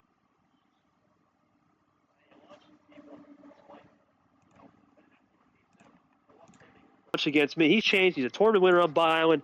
Wait a second. Can you repeat that for a second? I'm sorry, I just had a slight issue. Just repeat what you were saying. I'm just saying, Bad Brad, he just went to an island. He's chilling. He's off the island. Edward coming in with a lot of momentum. I'm going to go Edward Ziemba puts up a fight, but it's too much Brad here, G. I don't think we're going to see the 1 seed demolition job. Brad's got the number 1 plate. I could see Brad having some fits in the next round, but I don't know if Ed's style of light switching, where Brad has become way more composed. And I'm going to be honest with you, G, he's playing a hybrid style right now, similar to what Ashley and myself do, where it's very, very composed and patient and knows when to be aggressive. I think it's the right move moving forward, especially since we know what's coming potentially in Super League. I think Brad's got too much momentum, believe it. Even though Ed's got momentum on the table, I think Brad's got a lot of momentum off the table with that championship win. Give me Brad 4-2. Easy on this one. Starlight. What do you got? I'm actually going to fully agree with you here. I'm saying a 4-2 victory for Brad as well. I mean, I think Ziemba had a really great performance in the round of 64, but I mean, Brad's just kind of on a roll right now, and in my opinion, I think he's definitely someone who's hungry for more. So, yeah, I don't really have much to say on this. I think Ziemba's really had a good turnaround on his season and generally his career, but I just think when you look at this on paper in the matchup, I think Brad is kind of excelling in more areas, so I'm going to go with Brad on this one. Defense does not end here in the round of 32 here. I'd say he takes this further. All right, we'll go Bad Brad. First matchup. Next matchup, G, great matchup.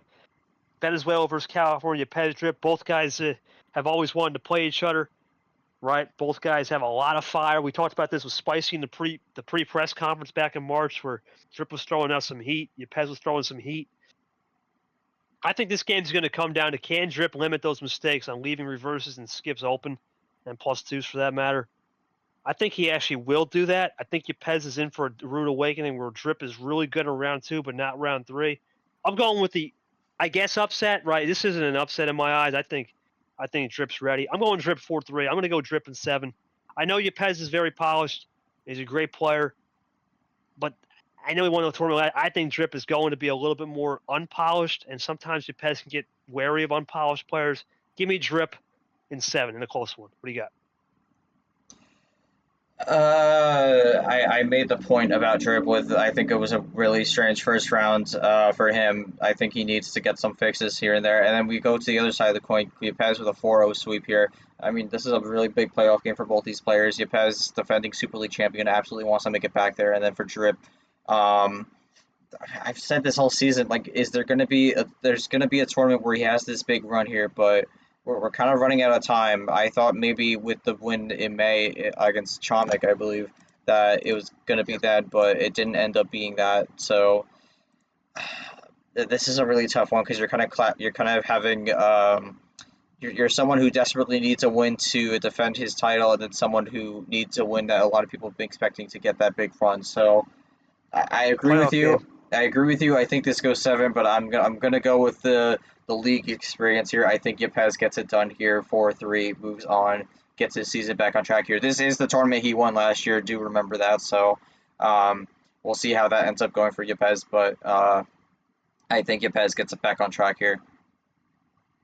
I think that's an either way. I'll tell you right now, G, the loser of that match mentally will be fried. These are playoff games, right? Hearts are the old adage, right? Remember, never forget you saying hearts are going to be broken. We might start seeing that early. It's hard to mentally recover when you lose a game where it's playoff. You lose. It's all you lose. Your heart just sinks because you give it all for this one moment, and this is going to be the same thing for this next match. Not so much for Cap, but for Tapir. It's a playoff game. Remember, I have to go with what the computer says. Keep in mind on these predictions. CPU has Cap winning. Look, I think the one thing Tapir has done a great job all year, G, is adapting to 7+, right? 8+ card starts. It's been good. The problem is I haven't seen him do much on 5 and 6. And the one game he did lose, I'm pretty sure was a 5 or 6 against Rogers, right? So I'm worried for him. I think Cap is going to be a little bit more. I don't think he's going to play poker this round, especially since it's an all UUL match. They know each other very well. Unfortunately, I got to go Cap here. I think Tapir deep down can win this game because he has more to play for. But I'll go Cap barely in a 7. He squeaks it out on a 5-card start. What do you think, G? Uh, yeah, I mean, this is a weird one, but I'm actually gonna go for a different one here. I think I'm basing this kind of similar to how it goes with UUL. Obviously, they only run best of 3, so a little hard to read, but I actually think Tapir gets the job done here. I still think he's someone who didn't move up to D2 from D to mid-season for. I don't think he did that for no reason. I think he's definitely someone who's looking to claim one of those 15 Super League spots, and I think he's going to be very motivated here to get the job done. Captain obviously has that win, maybe looking for that bye, but I think Tapir's drive is going to be more important. I have a 4-2 for Tapir. Captain is definitely going to try to run this low, but I think Tapir has the tools needed to stop him. Will be a good match. Another playoff game for Cap as well. And this one's not a playoff game, really. I believe this is the only game in this region that'll be unstreamed. Be Brian Ghost. Let's face it, G. I know Brian's improved, but he's in for a rude awakening. This is Ghost, who plays an extremely fast echo chamber, fastest draw in the West style. I think Brian's outmatched. I got to go Ghost here 4-1. I think this will be the only lopsided game in this region. What do you think? I kind of agree. I think Bryant's have improved, but this is a very bad matchup for him to get in this round of 32. I think Ghost plays a style that does not work well for Bryant, so I'm going to say Ghost 4-1 as well. Again, Bryant does not really do well with these very light and quick styles here, and that's really what Ghost brings, so I think he's going to struggle a bit in this one. I'll move on to the Swamp region where Monkey coming off the island. You'd think he have a really good chance to win. You got Lane, Nick, where Monkey thought he could play Nick. Lane has that controversial Game 7. I know a lot of people will be pulling for Monkey G because you don't want to see someone win after that moment, right?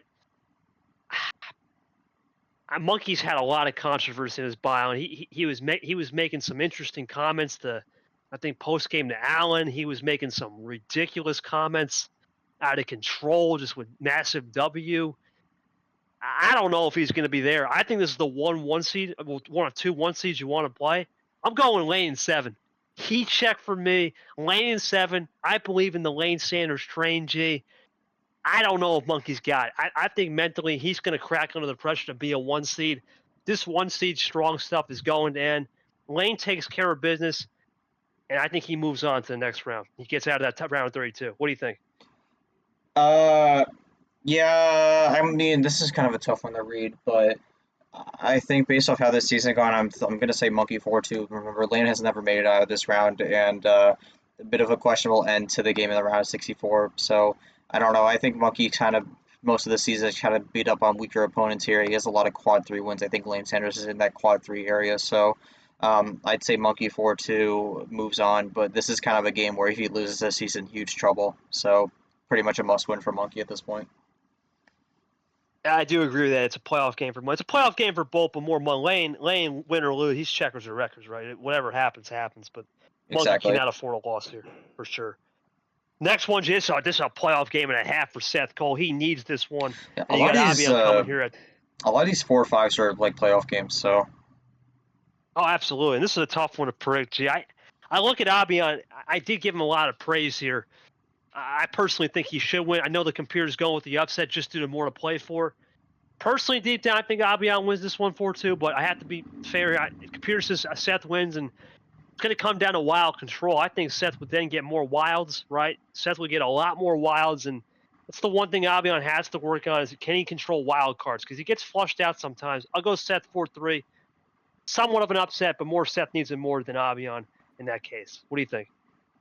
I mean, I think Seth absolutely needs this, but I think the problem is I think with these people who have beaten KT, it's kind of been up and down seasons so far for them. So I think Avian has the better momentum coming into this one. Seth had a very close call in the round of 64, so I'm saying Avian wins this 4-2.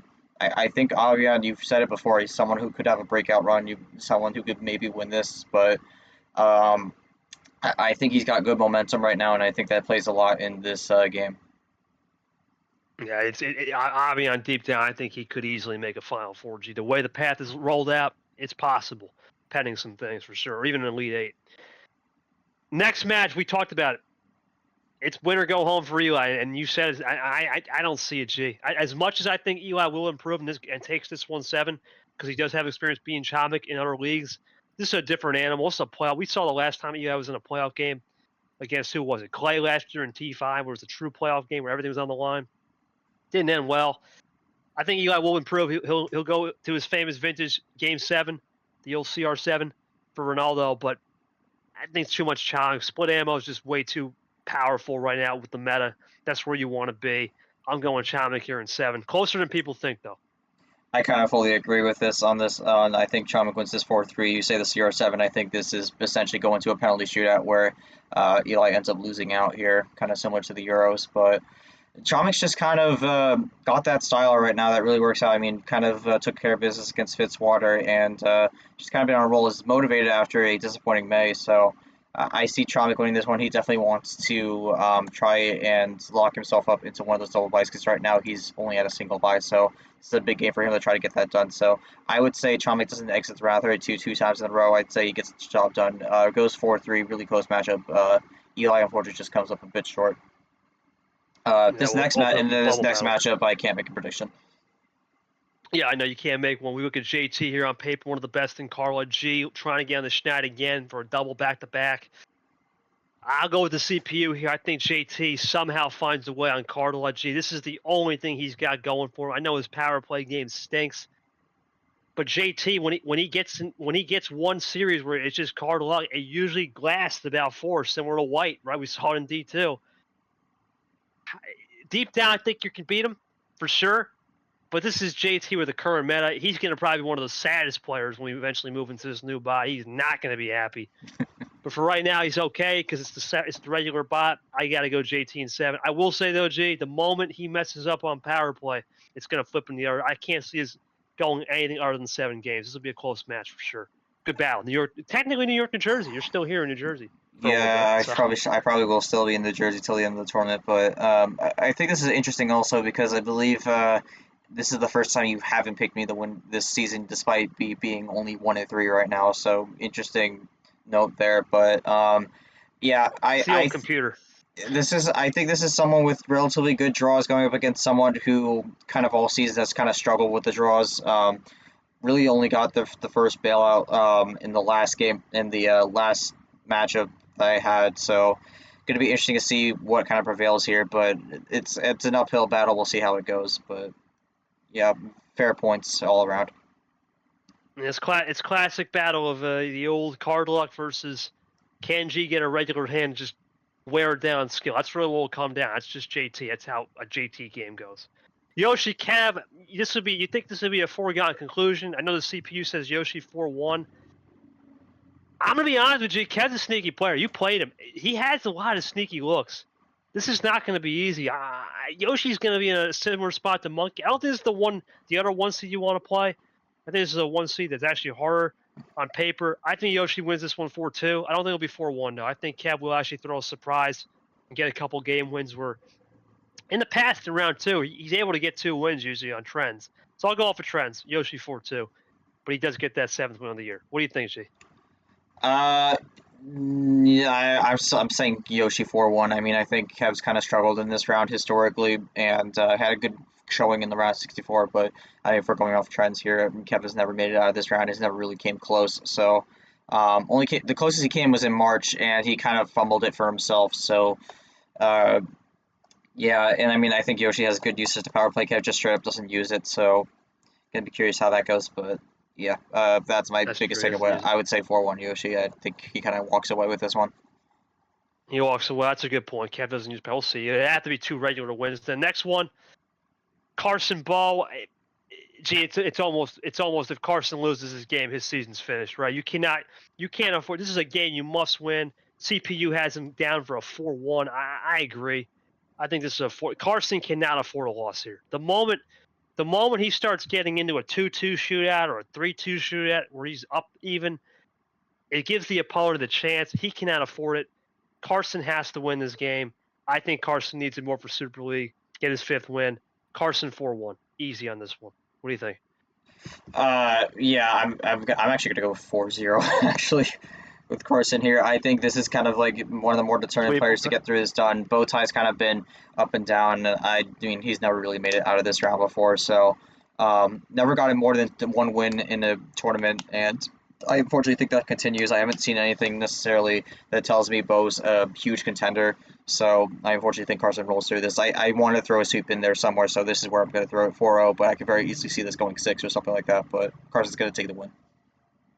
The old fine line game. This is one of the rare matchups where Clay is the better seed, right? But Nam's actually the better player in Super League standing. This is interesting. It's one of the rare matchups we see on this league.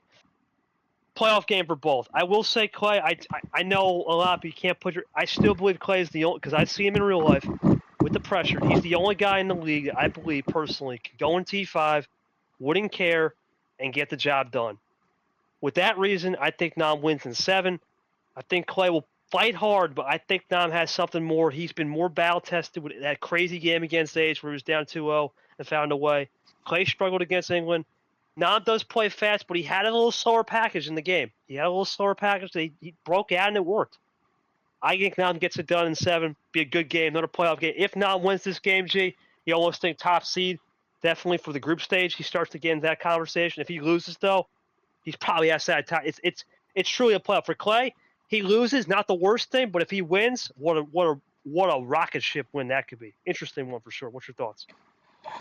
Yeah, I'm gonna go with Nam here, but only based off the form he showed in the first round. If he brings that in the future, I think he's in a much better spot than he was before. I'm gonna say 4-2 here. I mean, I think Clay's too focused on this tournament 5 run, so I don't know if he's gonna be fully ahead in the game. I think if he tries to split the eggs across both tournaments, he'll be in a better spot. But I think he's really just got himself locked in for tournament 5, so I'm gonna say Nam wins this 4-2. In the last game, G, will the Cinderella run continue versus Vapor? Well, this is a chance for Pac. The computer has Pac losing 4. I'm going to go Vapor wins 4. This got to go 7. Right? Every series is in it. Pat Johnson, it needs to. You always book it. 7 games, right? You're in there for the full box office theater. Pac will take 7. He'll actually improve a lot in this series. I think he actually could pull off the upset. Vapor was not in the best mood come the announcement he was in Bi Island, but he needs this one more. Pac, I think, is just playing for just to safely get a relegation. I got Vapor 4-3. Pac will put up a fight, though. He has to go 7. It's the only way it's going to go, G. I think it goes 7 for solely the fact it's Matt Johnson, but I think this time he gets bit. Vapor wins 4-3. I don't think Vapor's had necessarily a great season, but I think he'll have the tools needed to get the job done here. But it's not a great situation for Vapor. He's going to be motivated to try to get a run here because he cannot afford a round 32 exit. Otherwise, I think his season is essentially finito. So I have 4-3 Vapor. We'll see what happens with that one. Maybe Matt gets win number 2, goes on a similar run like Ziemba did last tournament. Well, who knows? We'll see how we go. We'll go to the last region, Toucan region. We'll start with Tago Brock. Interesting game, New York, Georgia. Tago obviously was frustrated on buyout. He wanted to play. Brock has looked decent with ammo control. Computer has Tago winning 4. This is the one. This is the other. I think Monkey and Tago are the one seed you want to play, G, honest to God. Because of that, I'm going to say Tago only gets this one 4-3. This will not be easy. Brock is going to throw him a fit. Tago plays one of the most unpredictable styles in the light switching category. He just switches like a sailor. Brock is a guy, when you do that, he'll just throw ammo controlled, usually when you do that with the light switching. I'm going to say Brock gets close, but Tago will escape just because he's a 1 seed, and we'll have that extra momentum in Game 7.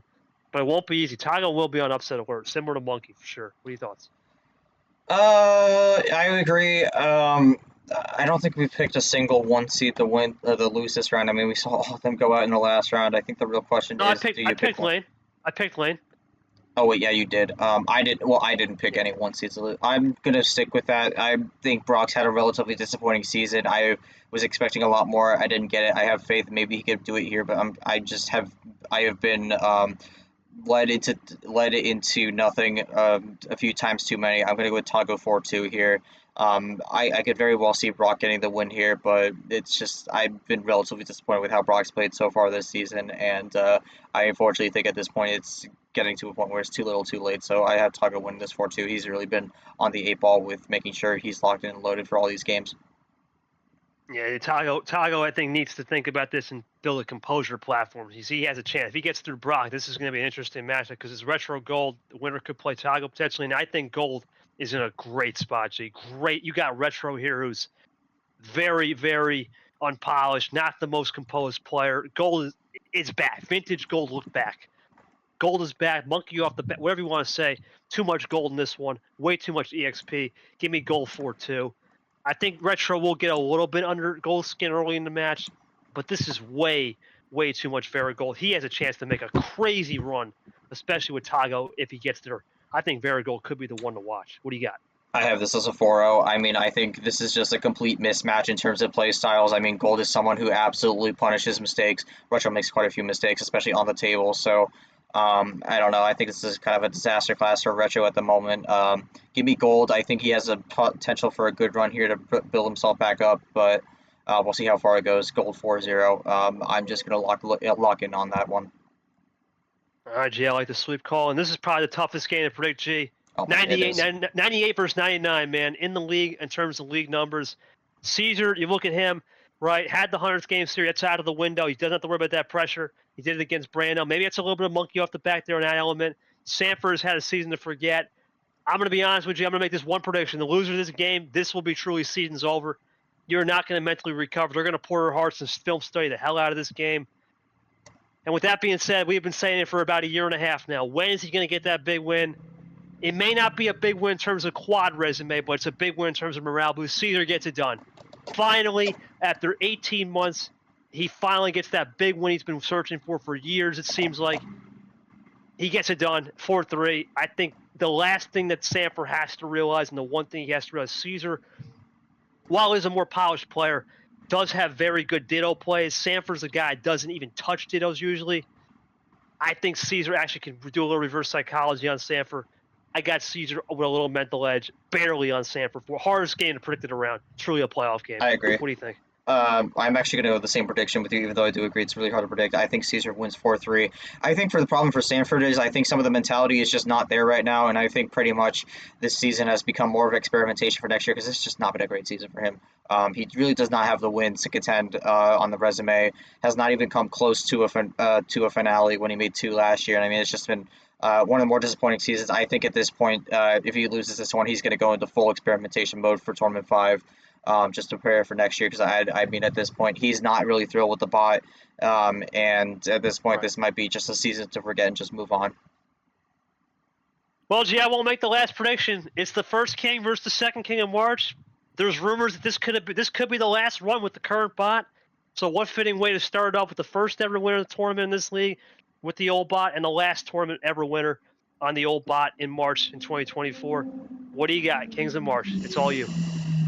I feel like if you asked me last year, this would be a really intense matchup, back to back, really like down to the wire. Because I don't think this matchup ever actually happened last year. No, But should have though. You should have. I unfortunately think there's still some concerns with Peter. I think KT's kind of been on fire for the most part. I'm going to say this is a 4-2 victory for KT.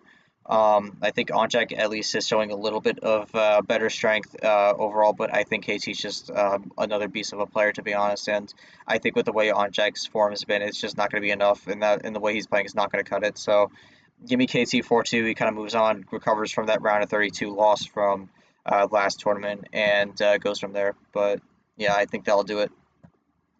All right, G, what a round we're going to be in store. So many playoff games, so many stream games that we're going to have to follow. It kicks off Saturday night. That's the old rumor. It kicks off Saturday night. I'm not sure. I think we're dropping this tomorrow or something. But we'll Yeah. kick off Saturday night. Confirm. I believe Chomik and Eli are playing at 10 o'clock. We're going to kick it off the round early due to some scheduling, vacation conflicts, but we're looking forward to it. I want to thank G for recovering and helping me out with the whole week. That was a crazy week last week. Thank you so much, G, for that. The league, appreciate you guys. Of course. Check us out on Apple Podcasts, Spotify, all that the platforms, YouTube, our home base. Thanks to Cody for all the graphics as always. And G, I'm looking forward to it, man. It's playoff season. This is the round. We've now arrived at round 20 of the championship out of 30 in the regular season. If we're talking NASCAR, the chase has begun. This is the chase to the champion. Last 10 rounds of the regular season, or I guess this is the playoffs. And it's at the 20 regular season rounds are over. Now it's the last 10 playoff rounds to get into the real playoffs. It's going to be a fun one. The shootout's here. Let's get to it.